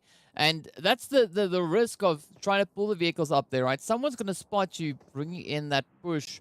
And fortunately, Triple Esports were pretty reactive, but it's not locked in yet. We also see P6 adopting a very similar kind of play, also going for a little bit more of an elevated position. So I think it's going to come down to whose peak is it anyway, right? 1 million and Titans now playing up on high. Whose peak is it anyway? Okay, we're going to bring that in. Yeah, they feel a little bit like meerkats just peeking over and looking like, hello. Can I take your vehicle? No, you can take mine though, but perhaps. I did in the meantime see Lazy Boy just falling off, literally. But I see that they are back. They are res. They are going to be joining the action still. Arab Golden has found Triple Esports, and I feel like this is a prime moment once again for Arab Golden. We keep talking about those pivotal moments, and these engagements that Arab Golden can take against a team like Triple Esports. This could prove that momentum for them moving through into the rest of Miramar. Well, I mean, it could be quite a substantial play for them to be making here. But looking at that zone shift, it is going to be moving down in towards San Martin, and that is going to be absolutely amazing for Desert Flame, moving right into their home ground, their home turf. But first, quite a few teams need to get themselves resituated, right? Triple going to be taking aim on towards Leaders. Esports is wasted, gets knocked right on down. A quick response coming through in retaliation here. But, I mean, Leaders, I'm liking the setup that they've got, right? Holding on to some of these positions. Again, being able to gather quite a bit of information here. But Triple not going to let them slide through on that one just yet. They are going to be looking to mount the assault as we can see them now starting to move in. Black could be finding some sweet plays onto Shadowin and locking in those eliminations. But they are in a position where they can actually afford to kind of push this engagement as fast as they want to, right? Because there's no one really in the vicinity to challenge them for this region. No, yeah, they definitely have some fantastic space and time to work with to give us an answer to this contention. Who is going to be taking the W out of this one, and who is going to be reigning supreme with those eliminations? Already leaders, they picked up those 3 eliminations. They're sitting pretty in terms of the most that we have on our current scoreboard. As we move through, they definitely won't say no to potentially adding a 4th in the form of Black 7, who is just hiding and trying to sneak along the ridgeline here, gathering that information for their team as the rest rotates and reposition in a more favorable opportunity here to back Black 7 up here. And yeah, Darkness, I'm sorry, but goodbye. We see you in the next Miramar. Yeah, unfortunate play coming through there for the side of Darkness, but the aggression will continue. As you can see, 7 Reef playing a really distant angle here, trying to see if they can maybe find those long-range sprays up towards the side there from leaders. And the engagement will continue for a little while longer, right? The rest of the teams, though, very spread out alongside the edge of zone. We did see 1 million and Titan clashing heads along the way. Black 7 going to be sneaking up steadily, holding their ears open for the time being, waiting for a bit of an opportunity, a bit of a vantage point to try and capitalize. But the engagement will continue now between 1 million and Titan, as both these teams are looking to get themselves a little bit more situated. But look at that, though. Axa just lays it down as Lazy Boy gets absolutely obliterated. The vehicle blown to smithereens, and Teak lends a bit of a helping hand. Yeah, Axa was the saving grace for Titans on Erangel before, and once again, just finding a peak opportunity here. Just taking one off of the big dogs, which is 1 million, who have still yet to get a winner chicken dinner so far for today. And I'm not saying they need to get a winner chicken dinner every single day, but the record is looking pretty nice. It's looking pretty sweet. Myth, on the other hand, making that rotation on end just on the outskirts of the zone, and I worry that they might be gatekept here by Slime 4KT, who could set themselves up a little bit earlier if they take the direct route. Yeah, they're definitely in a position to do exactly that. But, I mean, looking at the shift going through once again, it is looking absolutely phenomenal now for Desert Flame.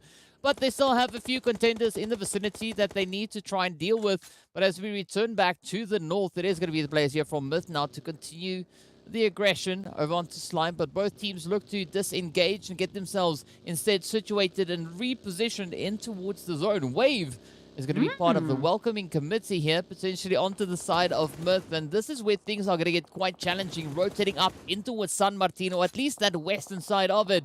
But look at Zakaria now, just perched up high, looking to elevate themselves and just capitalize on these positions. I'm loving these long-range engagements. I'm loving the fact that we are seeing this superior gunpower coming through. And again, all of the teams have made that statement. All of them can kick it with the big dogs. There's a reason they are here in the first place. They can hit these shots.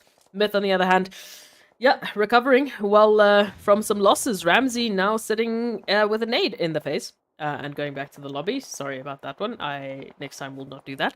In the meantime, Desert Flame, they've picked up that one elimination. They're turning their attention here towards Blackjack Esports. So, prime opportunity for them as well. I mean, this could be the definitely the game for Desert Flame now to build that momentum once again, right? They are in such a beautiful position, but all they got to do is now just keep their wits about them. As we can see, it is going to be Blackjack looking to apply a little bit of that pressure all the way from San Martin itself. But that, of course, is going to be drawing in the attention from the players there of Virtual Gaming coming in from that southern edge. And as we look over on towards our western side, it's going to be the Legends of War now finding themselves alongside the players here from Titan and our Lone Ranger coming through from the side of Triple Esports. Oh, 7 Reef, unfortunately. Ooh. Again, you can't give pixels out here. Pixels get you taken out. Axa, once again, just finding the prime angle here. But Legends of War might be the saving grace for 7 Reef, who can push on through and get that confirmation onto T. At least take one number away from Triple. At least, from Titans. At least give them a little bit of a heartache here for trying to take you out. Yeah, but again, we see also the players there from Arab Golden just looking to leverage those high positions there. As you can see, Angelo fortunately being able to evade a lot of the carnage heading in their direction. But Angelo coming in with a beautiful spray down with that Uzi not too long ago. But zero tolerance now also trying to sneak themselves into contention here, coming in alongside the super young stars. And it is going to be Shero looking to hold up the hopes and dreams for the super young stars. But look at this wave now looking to make their rush. It is going to be Slime quick on the trigger there, looking to see if Cal can find any of those spray downs. But I'm loving this positional play, right? The team's really utilizing the terrain, and Skydo is going to be capitalizing on Slime's distraction and instead pushes in with a third-party hit. This is exactly what they need, because they find themselves in that sandwich situation, right? They are getting pressured from a lot of points here, and they need to alleviate that. They need to get themselves space moving into the zone, and that starts by just taking off some of these competitors. Cow now down, trying to get those HPs up and running, but Pronto also in a spot of trouble to try and make that happen. Paradox moving on closer to just inspect what is happening here and maybe get those confirmations. But I'm quite happy to see that the players here from Zero Tolerance are putting a lot of effort and a lot of focus on the aggression, right? Already locking in those 3 eliminations. We know so far that they've been doing pretty favorable with regards to their placement points, really succeeding on that side. But now, looking to put the effort on the aggression, trying to bring in that additional balance, and that could definitely aid in getting them much better situated on the overall rankings. Meanwhile, it's going to be Desert Flame still in the game, 14 teams still alive. But as you can see, quite a few stragglers now starting to appear across the field. But Legends of War still going to be holding a very steady position here. Not going to be moving out just yet. And I do think, should they decide to do exactly that, Titans are going to be more than willing to just help them all the way back into the lobby. And in this moment, in that zone shift, we had 2 teams making massive dashes for the center zone. It's Arab Golden and Virtual Gaming. Wave, in the meantime, are still fighting for the opportunity to stay alive here. And Pronto behind enemy lines here, and will be spotted out by a buggy right to the face. Oh, that is super unfortunate, but of course, Wave just riding high as you can see them pushing forward, trying to find themselves in the zone. Of course, another contender for them is going to be Zero Tolerance. You can see Paradox now just starting to circle around. They know that there's someone in the vicinity, but this is where Zero Tolerance needs to be super careful, because they could see themselves rolling in to the players there from Arab Golden. Shero, in the meanwhile, is going to be just keeping a nice, steady, quiet position. Just trying to play that lurky game. Doesn't want to get found out just yet. But Marshall also now adopting a very similar approach with Lord pulling up alongside them. Imagine a car just knocking at your door ready to take you out. Yeah, no, I would be very scared. Marshall, though, yes, having to just stay alive. The last remaining hopeful Titan, in the meantime, they got the pressure. Legends of War, hello, welcome to you. Let's see what they can do in this scenario. Oh, I can tell you one thing, right? If you hear a vehicle knocking at your door in PUBG, it's definitely not Uber. But as we can see now, it is going to be the players from Legends of War looking to piece themselves back together over on towards this western side. Still have all their players in the game, but now it is going to be Titans looking to throw in a few nades as Axel comes rushing on forward, looking to create a bit of an opening. P6 just holding that off-angle position. Looking to see if they can maybe bring anything in from that side. But I'm loving this fight bringing in between both these teams, right? They are in a position where they can actually afford to take this altercation and not be too worried about any of those third-party plays coming to their direction. But now, it's going to be Legends of War looking to get themselves just on these rooftops. Oh, out comes the mollies, and that's the cue for Axel to come rushing on forward. Finds a bit of damage, and comes in with a drop shot to hit it home. Axa, once again, the survivor for Titans, but it unfortunately wasn't enough this time around. 1 million as well got eliminated. So, in a matter of seconds, our 2 biggest teams just, bam, they're off for the time being. Blackjack is dealing so much damage here to Desert Flame. Oh, and up they come with that rush, but it is going to be Desert Flame on the defensive, looking to see if they can hold themselves in contention here, but is now all riding on 6 God as the molly gets deployed, doesn't really succeed in landing right upon 6. But this could be that opportunity for a quick little reset to come through. Let's see whether or not Blackjack's going to be looking to close this one up. Phoenix is going to be braving the flames as they come rushing straight on forward. A little bit of a jump shot, and off they go. Locks it in. And Desert Flame gets snuffed out in 8th place. 1 elimination to their name. But up comes Virtual Gaming looking to ride the storm as they send the nade in. And Zeus takes down MG. You've got 2 remaining hopefuls here now for Blackjack Esports to try and hold on to the line. There's no real option here to get MG back and into the action. Virtual Gaming still holding the line as Chronal drops to the floor with barely 10 HP. Zeus dealing some huge damage here. Takes down Chronal, takes down Phoenix, and takes down Blackjack Esports as they get sent back into the lobby, waiting to see what our top 6 will do. Wow, Zeus with an absolutely insane play coming through right there. But looking at the zone, it is going to be Legends positioned smack dab center. Legends of War, though. Well, I said Legends, I meant Leaders. It is going to be Legends of War now looking to creep on up as well. Looking to get themselves in contention here. Sneaking up on the Leaders. You can see Morteza and the rest of the crew just holding on to those ridge lines. Trying to see if they can play these vantage points, but they have to work their way on in. As we have the players from Virtual Gaming also inching their way forward from the eastern approach. Wave still in play, as you can see them situated just off in the distance. But it's going to be up to whatever Zero Tolerance is going to be looking to bring to the table, right? They are looking to make that play on the northern edge. But Leaders, they want to secure themselves in center zone. Absolutely, and picking up those 6 eliminations, they are definitely feeling the momentum. Paradox and Skydo, in the meantime, have moved on a little bit closer. Legends of War have joined them alongside them, and now Virtual Gaming turning their attention here to Wave Esports, which puts them down to only 1 remaining hopeful trying to stay alive. Oh, we got utilities flying. That could be it now for the Legends of War as they find a little bit of damage on towards Zero Tolerance. Paradox, the final contender, finds yet another hit, but in comes the nade to lock it in, and off they go. 4 eliminations on board for Legends of War. Still in the running here, as we can see. Also then Wave on the opposite end, but now look at this. The Leaders come rushing on forward, sending out a barrage of utilities, finding knocks here, there, and everywhere in between. Mowing now, quickly trying to pull that res off, but Legends trying to now get themselves in a position here. They need to try and push through Leaders, and up comes the spray, and it is going to be the end.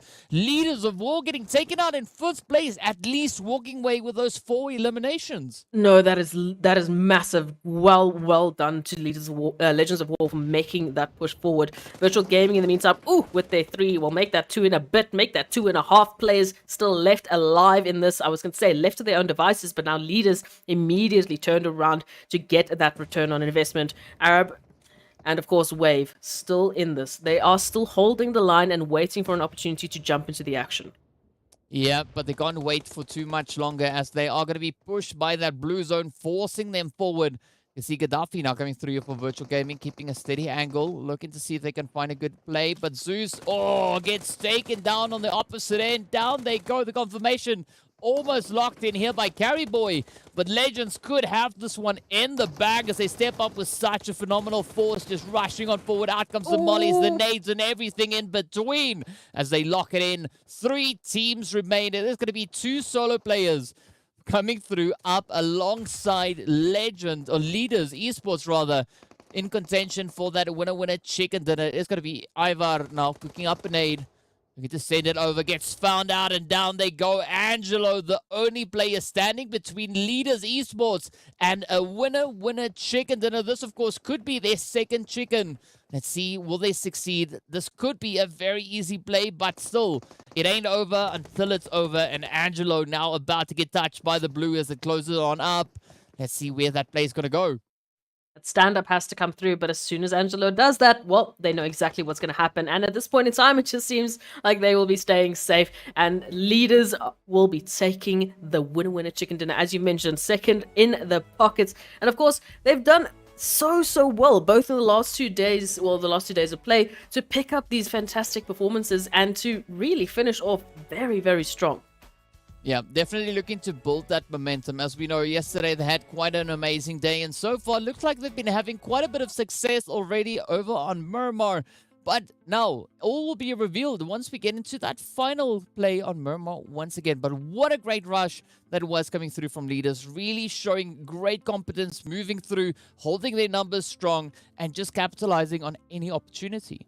Also, shout out to Legends of War, coming through in top 5, top 6 with those eliminations right on top of that. That's going to bolster their current placements by such a huge amount based on their previous performances. So very good start from them coming through. And again, I say it's a start because I don't want it to end. I don't want any of these teams to let up the pressure they are applying to their competition.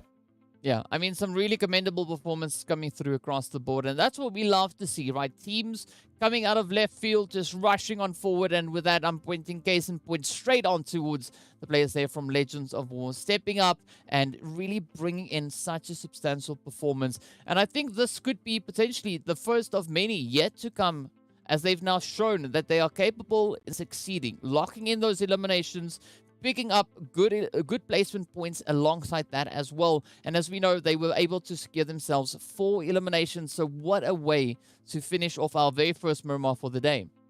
Absolutely. This is the kind of energy I was hoping they would bring through. And as we said, the teams really haven't had that break. They haven't had that opportunity to take a breather, to be like, okay, cool, it's Miramar. We've got some space to work with. And before we get into our next engagement, they have just absolutely been going, starting off with Sanhok, going into the 2 Erangels. Even this Miramar was a lot more active than usual. As you mentioned, they brought in that energy, they brought in that aggression, and they carried it through right up until the end. We had a very exciting Miramar with teams not letting up on the engagements. They were not afraid to pick those fights.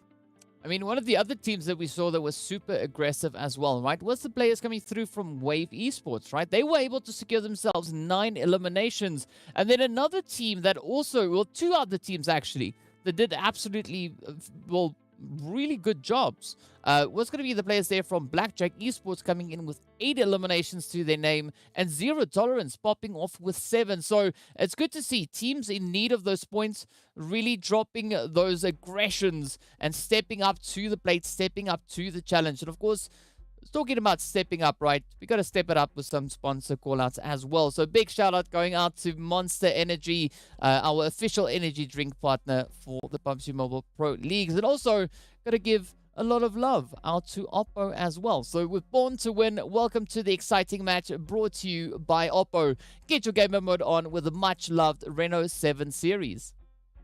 Love it. I absolutely love it. They were both here. We could celebrate them in their beautiful, beautiful performances, and as well as obviously for sponsoring this beautiful tournament that has brought so much opportunity and engagement from the Africa region.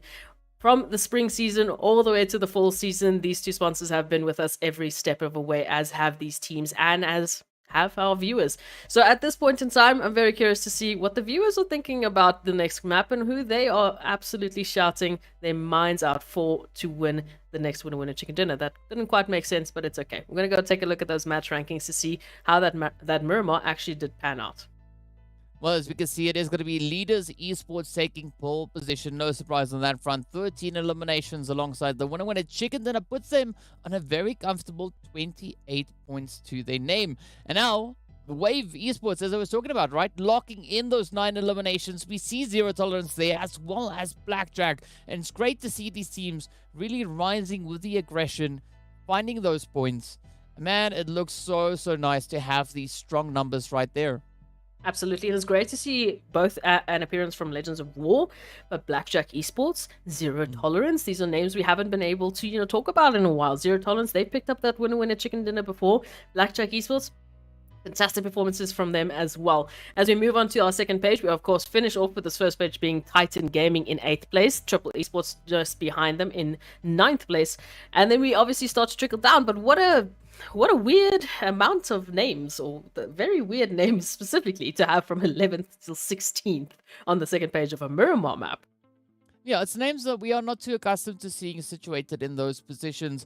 Also, a little bit of a tough play coming through from Desert Flame. I'm liking the fact that Desert Flame put in the efforts, right? We could see that they were trying, based on their positional play, based on the way that they were taking these altercations, that they were really trying to get themselves into a more than favorable kind of finish. Unfortunately, RNG was not in their favor, and they got taken out with only those 2 points to the name. But again, points are points, and that's what's going to be absolutely essential while we take a quick look at a few highlights from this past match.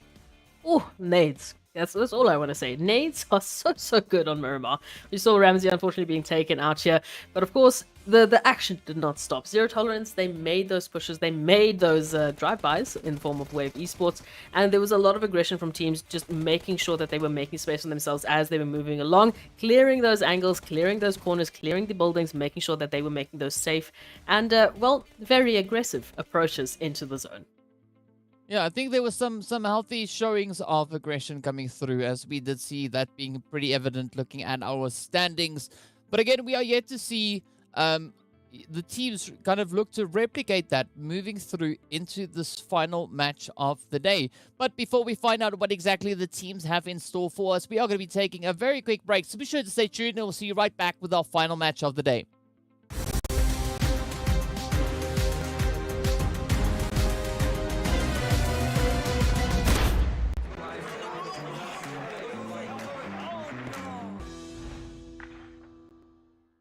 If only I had a weapon, I would take over the punching kick.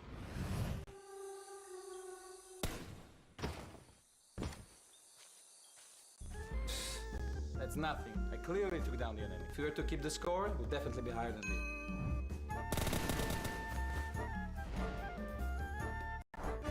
If I hadn't thrown the wrong grenade, I'd be eating chicken dinner for sure.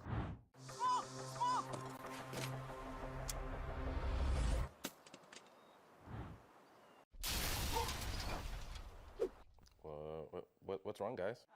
If you don't agree, let's play Ultimate Arena. Arguments don't matter. Ultimate Arena decides the victor.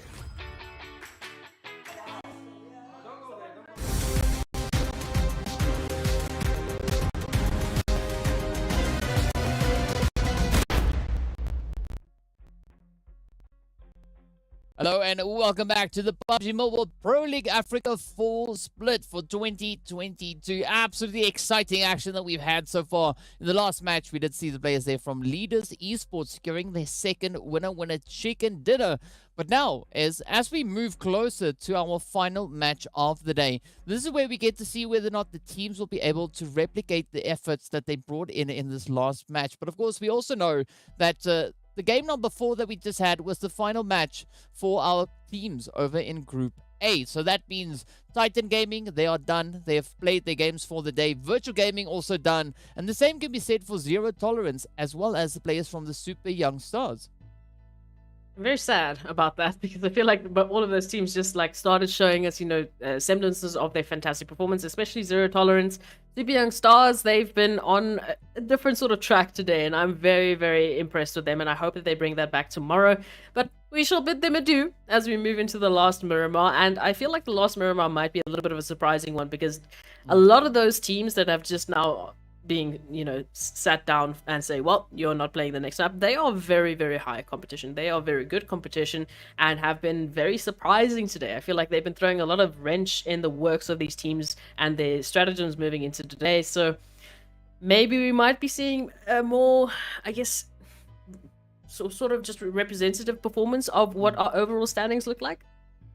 I mean, that would be desirable, I'd say, right? But at the end of the day, taking a look at our overall rankings, we get a bit of an idea as to where these teams are, right? 1 million, no surprise to see them still holding on to that absolutely insane position up at the very top, but we've got even more teams not joining in on those triple digits, right? We've got VST Gaming there, but of course Leaders Esports just strengthening their overall position with that winner chicken dinner, and that's the kind of performance that we want to see come through. As we know, right, based on the amount of points that they were able to secure in this last match, they were just outside the triple digits, and with one match secured themselves all the way up into 4th.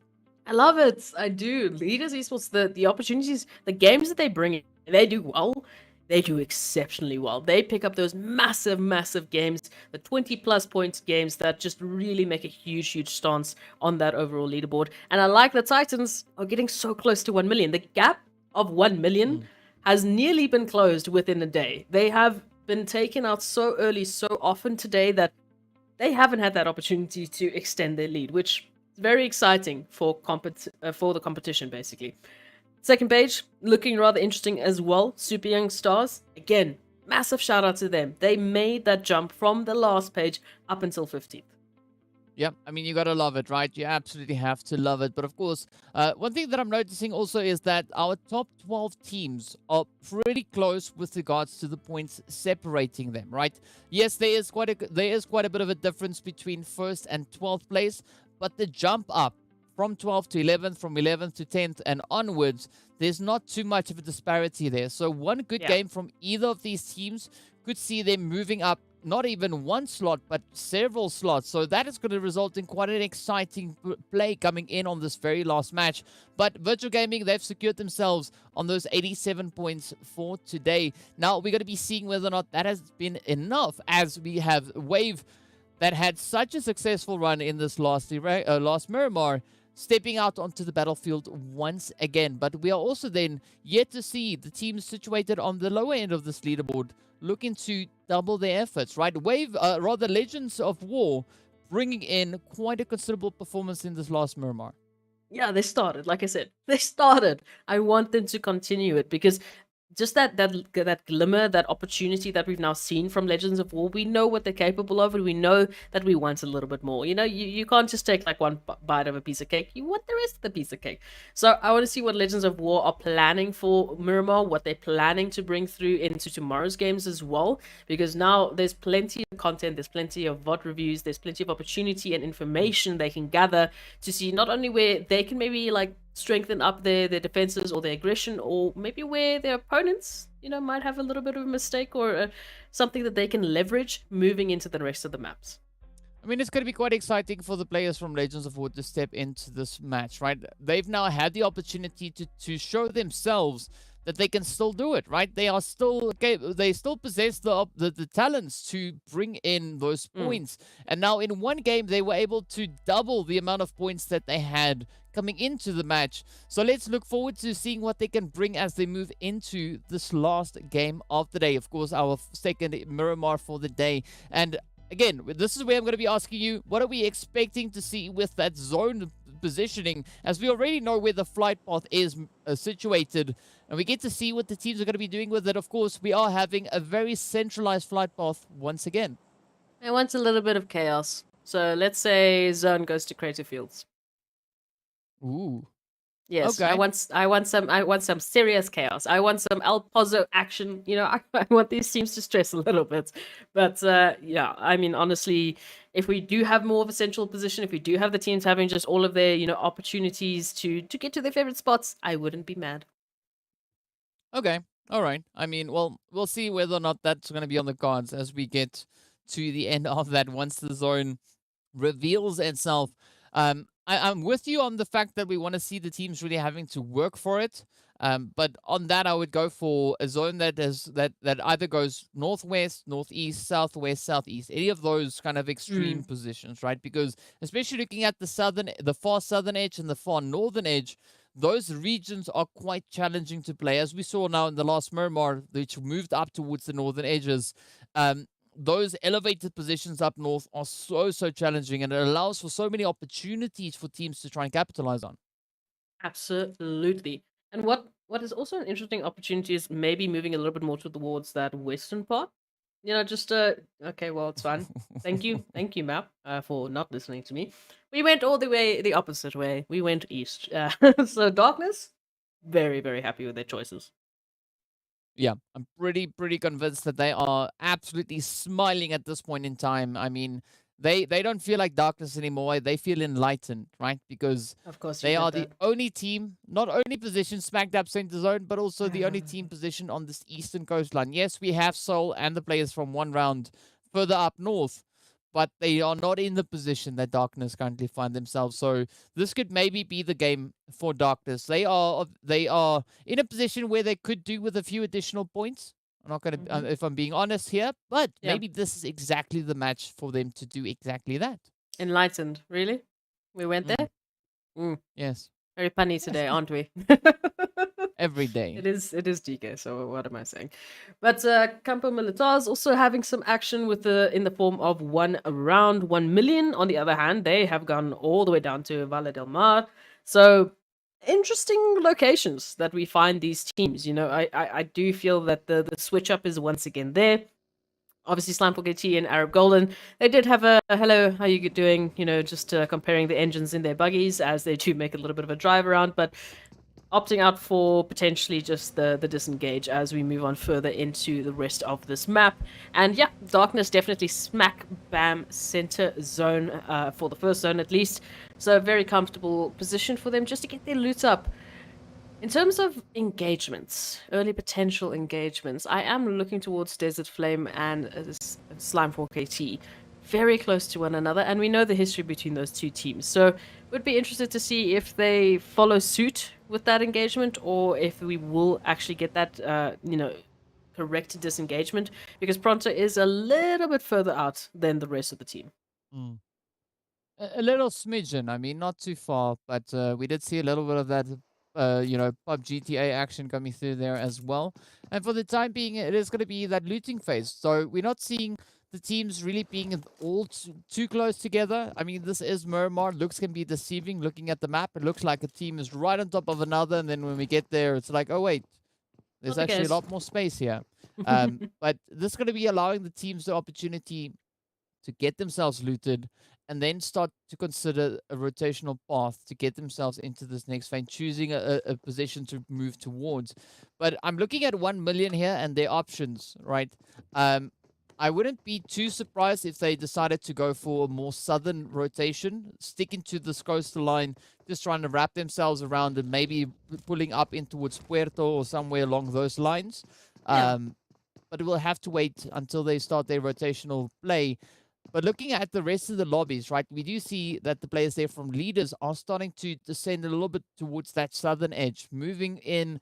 They could actually be pulling in right alongside the players there from Legends of War. And of course, all the way towards the west, is going to be a VST just enjoying Monte Nuevo.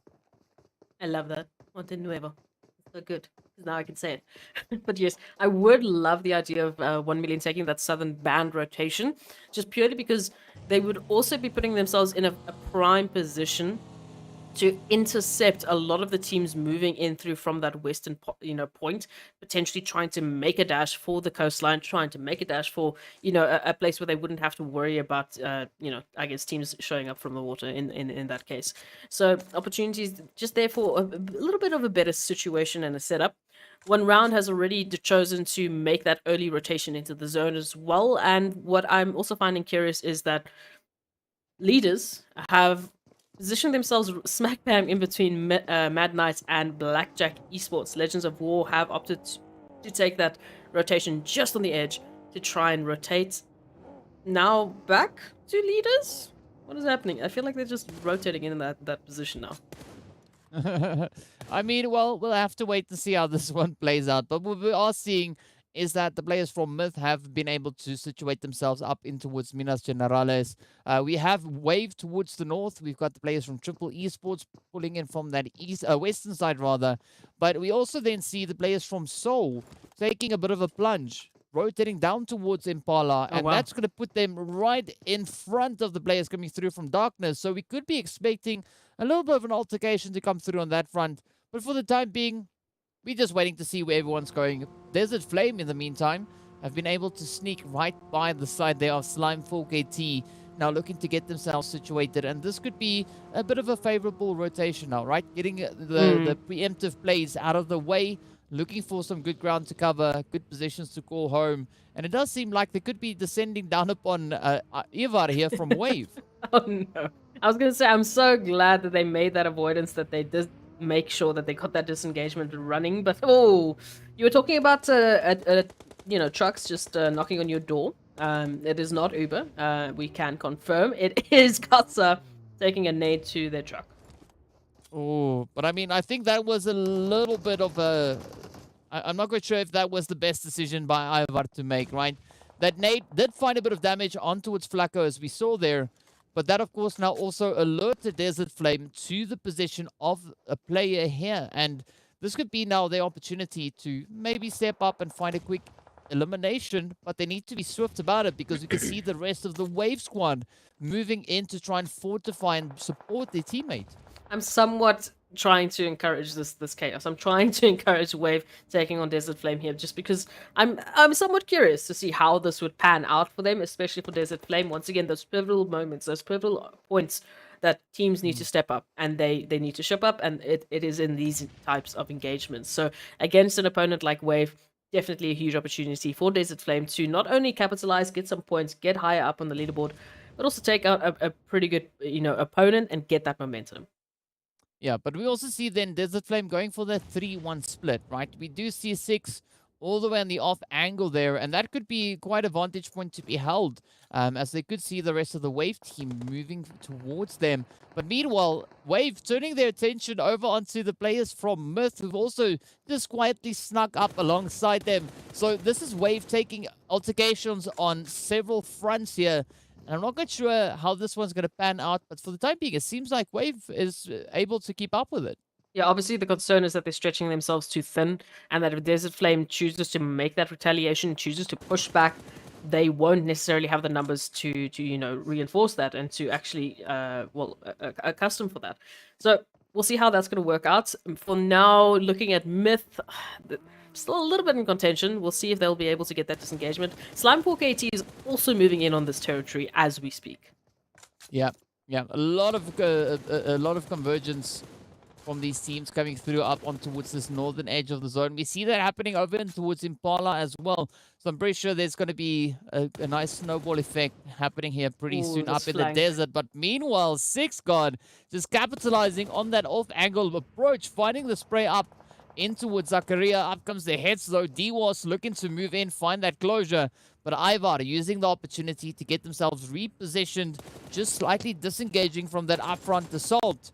And this could be the saving play now, as Wave would be presented with another opportunity to strike down as we see Slime moving in. Oh, massive from Six God to get that flank coming through and actually be able to execute it. In the meanwhile, Lag, wow, they are taking on 1 million, and they've so far done well to pick up those eliminations. Currently, of course, we've got 1 million sitting on 2 players left. Obviously, as you can see in the form of Senke and Marshall, making that rotation out into the blue and just trying to get out of the situation, leaving behind Lag still in the blue, just still trying to recover their numbers. And oh, look at this Mad Knights beast going down to Legends of War. What is happening? There we go. There we go. I mean, Legends of War looking to step it up, and they are slowly but surely accomplishing that by finding their first elimination. Well done to them, but they are going to be presented with a few more opportunities to do exactly that, as they are situated relatively close to center zone. But I got to say, you got to give it to the players from Lag that we saw taking that altercation with 1 million. Both teams still having to get themselves moved into this next phase. But look at this, though. Darkness. Zalal just reaching in, finding the sprays. But again, being confronted on several angles, right? We got Mad Knight and the players here from Leaders. And this could be quite a bit of a challenge now coming through for Darkness. I'm just keeping an eye on that map, and that map is getting crazier and crazier. So yes, multiple fronts, multiple opportunities for these teams to take, some great engagements, pick up some great eliminations, but they are managing a very scary and narrow bridge. You take one misstep, you make one small mistake, one small hesitation, you fall off to that third party, you fall off to that opportunity, unfortunately. So we'll see how they're going to manage this. Darkness, of course, as we know from the beginning, they've been in a prime position, now starting and trying to capitalize with some eliminations here. I'm just curious to see if Legends of War are going to interrupt them. Are they going to start stealing those eliminations from them? Well, it could be exactly what they have in store for us. As we can see, Legends of War looking to get themselves set up with that rooftop tango. And up comes the sprays now with that Mini 14 over on towards Mad Knight. So quite a bit of a reach coming through here from Lashin. Just capitalizing off of the back of the wall here. But fortunately for Mad Knight, the terrain does save their butts for the time being as they get to reposition and just regroup a little bit further away. Again, that zone is going to be closing up. We are seeing the players from Arab Golden still try to get themselves positioned within the zone. They have instead lost one of their players to the blue, and several challenging plays could still be had here. But the team's not taking such aggressive plunges this time around, right? Being a little bit more respective of the angles here. Yeah. As we can see on towards that northern side, it's going to be Desert Flame one round in pretty close proximity, with a little side order of Slime 4KT coming into the mix as well. But that zone are centering up right on top of them, and now this is where the teams could be looking to really unleash their true potential. Yeah, the teams that you literally just mentioned, they are sitting prime and poised. Zone blessed to the absolute max within the zone, and sitting in an opportunity where they can relax, they can disengage, they can get themselves in a good position and try and maximize the opportunity they've just been given on a silver platter. The rest of the teams obviously now pushing for those rotations. VST still very far out alongside Triple and Arab Golden, so still plenty of rotations that need to be made here. As we can see, Triple Esports trying to find some beautiful headshots, and they will connect for the time being. Well, I mean, ain't nothing wrong with a beautiful headshot coming in every now and again, but Arab Golden still having quite a bit of distance to go, as we can see. Even Triple Esports also taking it on foot here, 700 odd meters away from that zone. And that blue zone is going to start moving up just about now. And this is where things get pretty tough, because from that fourth phase onwards, that's where the blue zone is much less than favorable. Of course, now Desert Flame looking to lock in this northern territory. We do see Blackjack Ronald actually running someone over in the meanwhile, and that could be a start to something amazing. But it is quick responses, quick reactions coming through as the shots continue up in the feed. And as we now see, it is going to be Matt Knight and Blackjack trying to kind of duke it out. Phoenix getting a few nades sent in their direction, quickly managing to evade a majority of the carnage here. Ooh. But Blackjack still a little bit scattered out. Yeah, Kingerman are just fishing out. They are just trying to make sure that Phoenix is exposing themselves, trying to get that angle, trying to get that information. And Phoenix obviously desperately trying to get some time here, get the rest of the team an opportunity to catch up, and maybe they can turn the tables here on Mad Knight. But Phoenix, very good distraction for the time being. And the push is going to come through. There's at least going to be one investment here in the form of Kingerman. Fire, though. Be careful. Now, Phoenix, I don't know how long they're going to be able to survive here. Yeah, not quite sure though. We also see that fuel can right alongside them, so that could be quite dangerous. But of course, it is going to be a rush coming through as Kingerman finds a few hits up in towards Phoenix. Phoenix quickly now trying to patch that up in anticipation of this rush. It is going to be a 1v2 push. Up they come. Phoenix just keeping up the defensive plays here. Oh, finds quite a bit of damage. Let's see, will they be able to secure it though? Kingerman, oh, there we go. They secure it, and Wiskola and Kingerman lock in another elimination for the team, now putting on them on a grand total of 3. But now that blue zone comes in play, and this is where things could take quite a bit of a drastic turn. We see Darkness also just situated north of them, waiting in anticipation to see what they will bring on in. But of course, the altercations also erupting up and towards the northern edge of zone. Oh, absolutely. One round just reaching across towards leaders and Slime 4K team making their rotation, while we can obviously see Legends of War spotting out Arab Golden making a similar trip. That zone has, of course, shifted as well. Mad Knight, in the meantime, of course, we know is out as Darkness got that revenge there for Phoenix. So, you know what? It works around. It works around. Yeah, it all pays off at the end of the day. Meanwhile, Angelo just going to be dipping, diving, and dodging the bullets, the sprays as they come on through. Is going to be Raouf now trying to keep it up, rushing on in, applying a bit of that pressure. But Sin in the turn then finds them, and off they go. It now turns to Omar. Let's see whether or not Omar will be able to keep it up. No, down they go. Arab Golden locks it in and sends Seoul Esports back in 15th place with 1 elimination to their name. Wow, okay. The turnaround is there, obviously, but definitely an interesting surprise is coming through from these engagements. Now, Leaders Esports moving in on that territory as well. A little bit split up, but they will hopefully condense that situation quite soon. One round as well. Very, very split up as they're trying to manage all of these angles, all of these teams rotating on in and seeing if they can pick up, you know, a free elimination here or there. Now, in the meantime, Lag just making a little bit of a dash through Darkness territory. Oh, look at that, though. Fantasy finding that assist there, coming in with the sprays. That's going to be what you need to do. But, of course, Darkness, you can see, having the rest of their squad situated on that very edge of zone alongside Sin. And this has been quite a bit of a turn of the tables here, right? The tables have been shaking as the teams continue to apply the pressure. Leaders also yet to rotate in. Lag also now mobilizing themselves, starting to push. But this could be that position of capitalization coming through now for Legends of War. We can see them just on the edge of that southern zone. And maybe they could find a bit of a spray down. But also Lag about to meet up with 1 million. Looking at the zone itself, right? Triple Esports and VST looking absolutely golden at this point in time. Yeah, what I love is that across the board, we're getting that back and forth, right? It's not just one team running away the eliminations. There's that constant trade-off. There's that constant sort of just revenge play, if you want to take it that far, that is enabling these teams to really fight for the finish. Darkness now obviously looking for Sin, popping some nades, making some beautiful connections. And that does mean that Arab Golden will be sent back to the lobby. But we still have 13 teams left in these 4 phases. So plenty of opportunities. As soon as you finish with the one, there's another lurking around in the midst. Yeah, loving this continuation on the engagements coming through, as we can see, right? Leaders just ahead of Iron here, who's already shown us how confident they are with those utilities. Meanwhile, 1 million will get eliminated there as Senke gets taken down. Up comes the rush, though. It is going to be Fantasy with a bit of a jump shot on towards Lashin. And this is now TEAMLAG looking to show the aggression onto Legends of War. But Flick, positioned up high, is going to be pressurized as the utilities get sent up. Powerboy a little bit further away. Merwing being quite a distance away.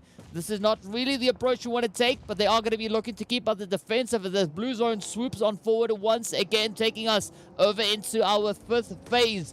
We do have the players here from Darkness now also getting taken on down, but look at this. Powerboy steps up, finds a bit of a spray, but gets taken on down. And now all the hopes gets pushed over onto Flick and Mowing, looking to see if they can piece it back together. Oh, HPs are dropping. We even have Slime 4KT busy getting a little bit of a beating thanks to one round.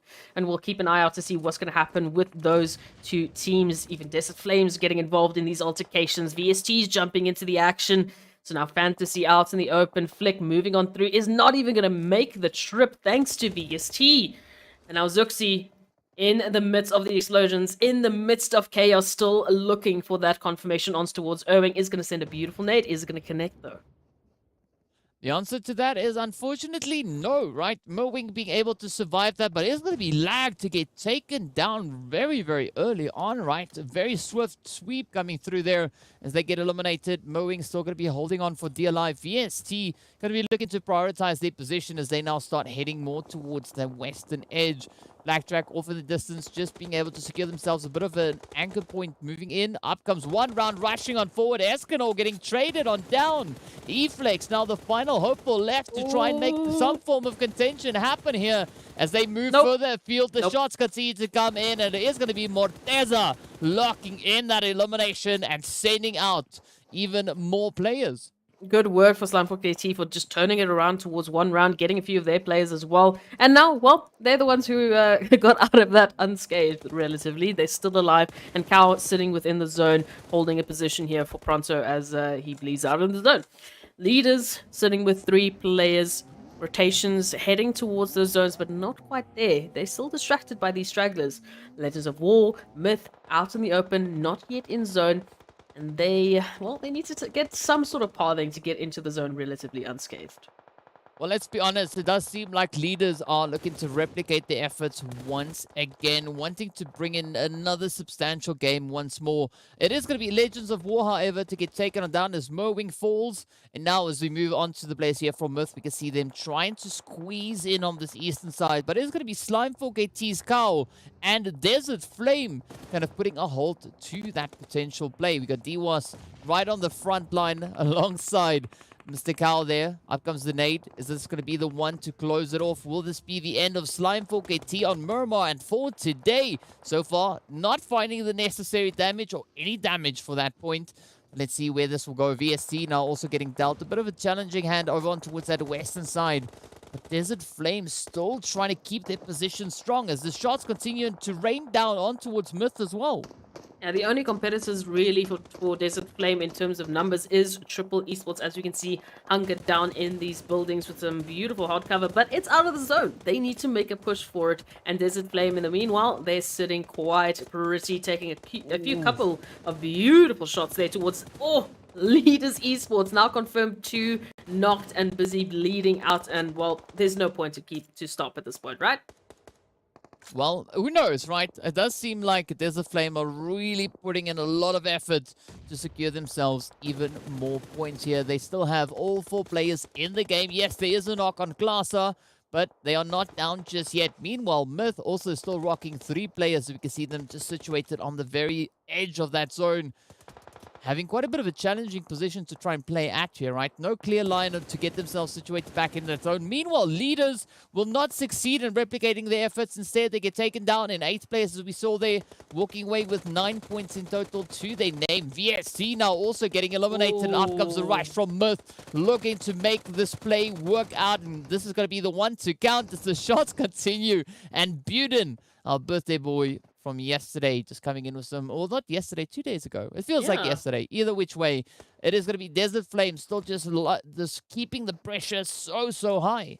It's going to be Desert Flame also being our elimination leaders currently. Now you cursed the birthday boy. Look at you then. Cal coming on through, and as a solo for Slime Fork 18, taking out 2. What is this? Not just the DBS master, but we're bringing in the M4 action of note. We are talking about Desert Flame's opportunities for taking this further, almost in shambles, thanks to one solo from Slime Fork 18. Oh, look at the plays, though. I mean, this is Cal just absolutely erupting, finding knock upon knock there. Beautiful plays coming through. The gun skills being absolutely insane. But now, it's going to be the final opportunity here for 6 to maybe find a bit of a play. We got Triple also just lurking on the very edge. Could this be the play now? The one to lock it in. It is going to be a 1v1. Desert Flame versus Slime Fork 18. And Slime succeeds as Cal finds yet another hit. And with that, it eliminates the entirety of Desert Flame. The players there from Wave feeling a bit of a sting come through, as we can see them now down to 2 hopefuls, just riding on the very edge towards that northwestern side. But Triple looking absolutely golden. All 4 players still in the play here.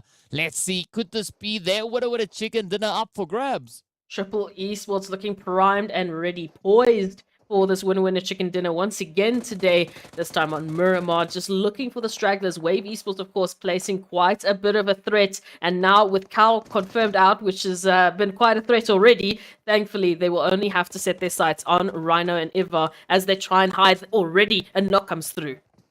Oh, this could be the play now. Triple looking to double it up. Here they come. They've got the numbers. They've got a 1 player standing between them and that winner with a chicken. The spray's connecting up. Quite a bit of damage being dealt on towards Ivar. Quickly ducking in behind some hard cover, trying to patch it up, but super low on health as the shots connect. It is going to be Black 7 to close it up. And with that, securing the 2nd victory for Triple Esports right here today. The first chicken coming in on Erangel. The 2nd one coming in over on Miramar. And what a way to end the day. I'm loving the performances from these teams coming on through. We've had such a surprising set of teams step to the plate, step to the challenge, and absolutely thrive. Again, Cow just literally coming through and taking out the entirety of Desert Flame when they were looking ready and poised for their first winner chicken dinner. No. Not going to happen. Thanks. That's what Cow said. You know, and he didn't even use DBS. He just needed an M4. Yeah. I mean, who needs a DBS, right? If your name's Cow, you can do whatever you want. Just let it rip and take down 3 players from Desert Flame in the process. But what a play that was coming through from Slime Fork. But we have to commend the players coming through from Triple Esports, right? We know the first chicken dinner they secured, they walked away with 7 eliminations. This time around, almost hitting those double digits, stopping on 9. Well, not that they stopped on 9, but that was all they were able to find. But of course, let's take a look at our match rankings to see how many points these teams were able to secure coming in our final game of the day. As we can see then, of course, it is going to be Triple Esports walking away with 24 points to their name. Oh, I love this. This is some different level of consistency. Picking up 2 winner chicken dinners in a day. They almost, trying to replicate 1 million's performances in the past couple of days. So they're the ones that are going to be taking those 2 winner chicken dinners, followed by Wave Esports, which is very exciting for me. I'm very happy to see them here, as well as Slime Fork 80, and of course, Desert Flame Esports. The teams that we have been begging and asking to step up to bring that performance. Man, today was the day we've been waiting for, DK. Yeah, I definitely have to give it to Desert Flame on that one, locking in those 6 eliminations, really doing very, very great things for them. I mean, leaders came so close, 8, but only falling too early in this game. It's unfortunate, but it is the way it is. Let's take a look at that second page to see where the teams find themselves. And as we can see, it is going to be TEAMLAG coming in with 5 eliminations, locked in on 6 points. VST Darkness hot on their heels there with 4. Then, of course, we got Mad Knight, 1 round, Arab Golden Soul, and surprisingly enough, 1 million getting sent back empty-handed. Yeah, look, today has been very weird because we keep putting the weirdest names on the second to last pages because, again, the competition is just shaping up. We said that the bar was set and we said that the teams needed to meet that expectation. They needed to meet that challenge, and they have literally just proven that within only a day of rest. they have come back with an absolutely fiery performance, and that's what I love about PMPL Africa. I love that this region not only has the capability to adapt so quickly, but not only do they have that ability already, but they showcase it in the most beautiful storyline, and they bring that action and that entertainment. Well, before we close up today's proceedings, we are going to be hopping into a very quick break, so be sure to stay tuned and we'll be right back afterwards.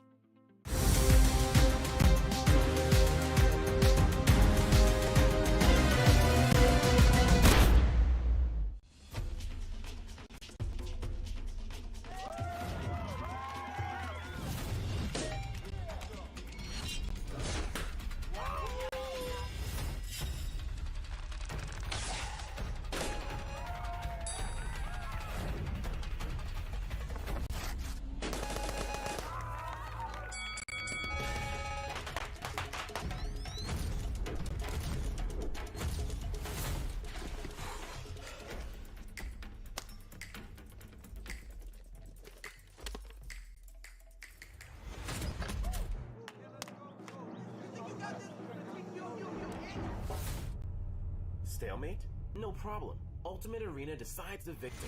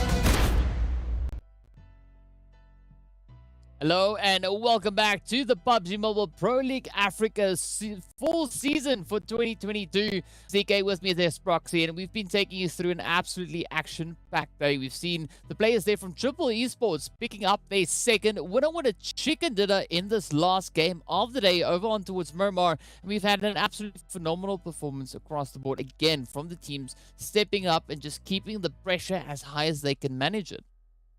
Absolutely, and they've stepped up to the plate. As we mentioned, they've stepped up to the bar, and they've shown us that they are ready to take on the challenge of PMPL Africa full season. So at this point in time, I'm just going to keep asking for teams to just, show up. I want more performances. I want Legends of War next. Yeah, of course, speaking about the teams, let's take a look and see what our overall point situation is at the end of day 3.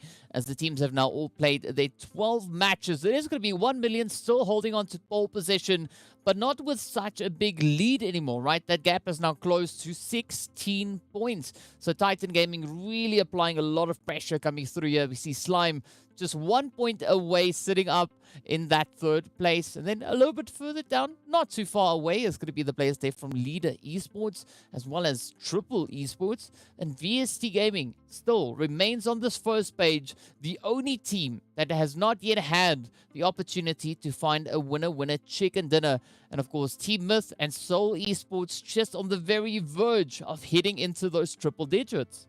Running with those 99 points, just twinning there towards the end. We can take a look at the second page to see how close these rankings are from 8th up until 9th and continued. Of course, 99 to 98, Wave Esports sits themselves in 9th position. And our final top 12s, so currently, is Blackjack Esports Virtual Gaming and One Round, who have made an appearance, which is really good to see. They've been quite consistent, they've been quite aggressive, and been challenging 1 million's position today. So the one-on-one action has continued.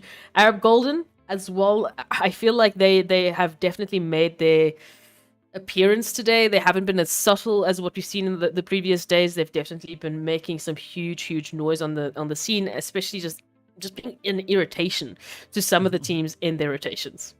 Yeah, I mean, definitely Arab Golden, they've found a few more eliminations today. I think they're sitting on a total of 5 so far for the day. Definitely they are showing to be a lot more proficient with regards to placement points. So ideally moving into tomorrow, we could see them honing it a little bit more, putting a little bit more focus onto the aggression side. Because once they're able to bring the balance in on that side, we could definitely see them being moved much further up these overall standings. But I have to agree with you, it's good to see the players there from Mad Knight also just, you know, kind of keeping the pressure up, sitting on this on the second page.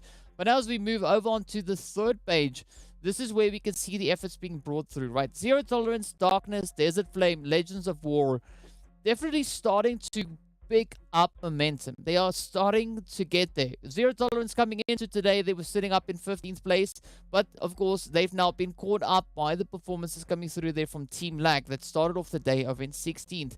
Darkness, Desert Flame, Legends of War, going to be looking to see what they'll bring to the battlefield tomorrow, because if they continue to just grow the way that they've been growing from this day 2 up into today, tomorrow could be a really good day for them. You could potentially see those much needed points being locked in and secured coming into tomorrow's games. Absolutely. And of course, because of super young stars and their performance, they've also, assisted Zero Tolerance in falling to that last page, because they definitely stepped up.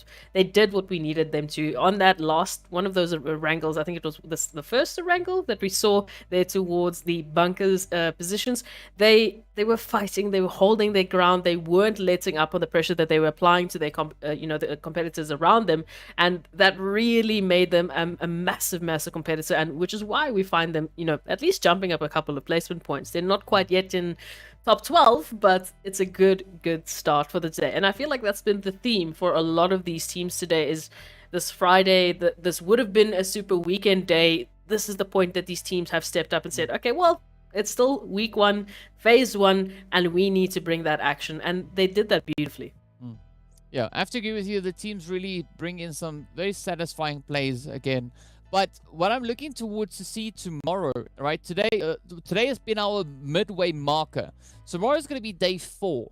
And I'm expecting the teams to come in even more aggressively tomorrow. Expecting a lot harder of a push to come through as the teams are starting to run out of time to try and secure themselves in those top 12 positions, right? We know the teams that find themselves in the top 12 at the end of this week are going to be playing that additional game over on Livik to have another opportunity to get those bonus points improved, right? Because every team's going to get bonus points. It just comes down to where they finish to determine how many bonus points they are going to be getting. Starting off at 20 bonus points at the most, all the way down to 1 for the team situated in 20th position. So there's still going to be that final opportunity for teams to improve their overall point situation itself.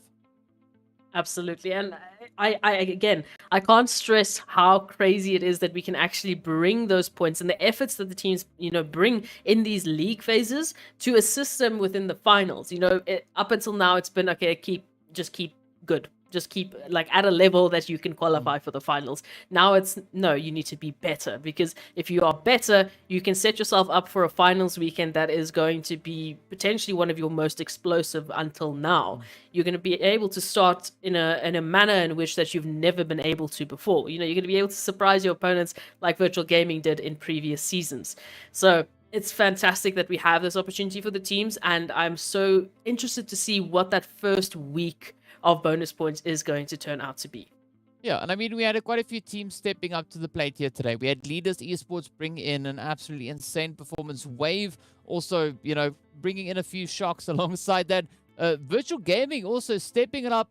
They did so in our first Miramar of the day. And then, of course, we also did see the players from Legends of War bring in a successful performance there alongside the players from Blackjack. All these teams securing themselves a decent amount of points. And tomorrow is going to be yet another opportunity for the teams to continue on with that momentum, continue to push those standings, continue to push those points, and see just how far they can get themselves. I think it's going to be an absolutely exciting one once more. But as we know, moving into tomorrow, we are going to be changing up the map order once again. Today, we had 2 back-to-back Erangels, followed up by 2 back-to-back Miramars. And tomorrow it will be an entirely different play. As we can see the teams going at it, we are going to be starting the day off on Erangel, followed up by a little bit of that Miramar action. But then we have 2 more Erangels to come. So tomorrow is going to be 3 Erangels. So this is going to be an opportunity for teams that are quite successful on Erangel to really bank on that.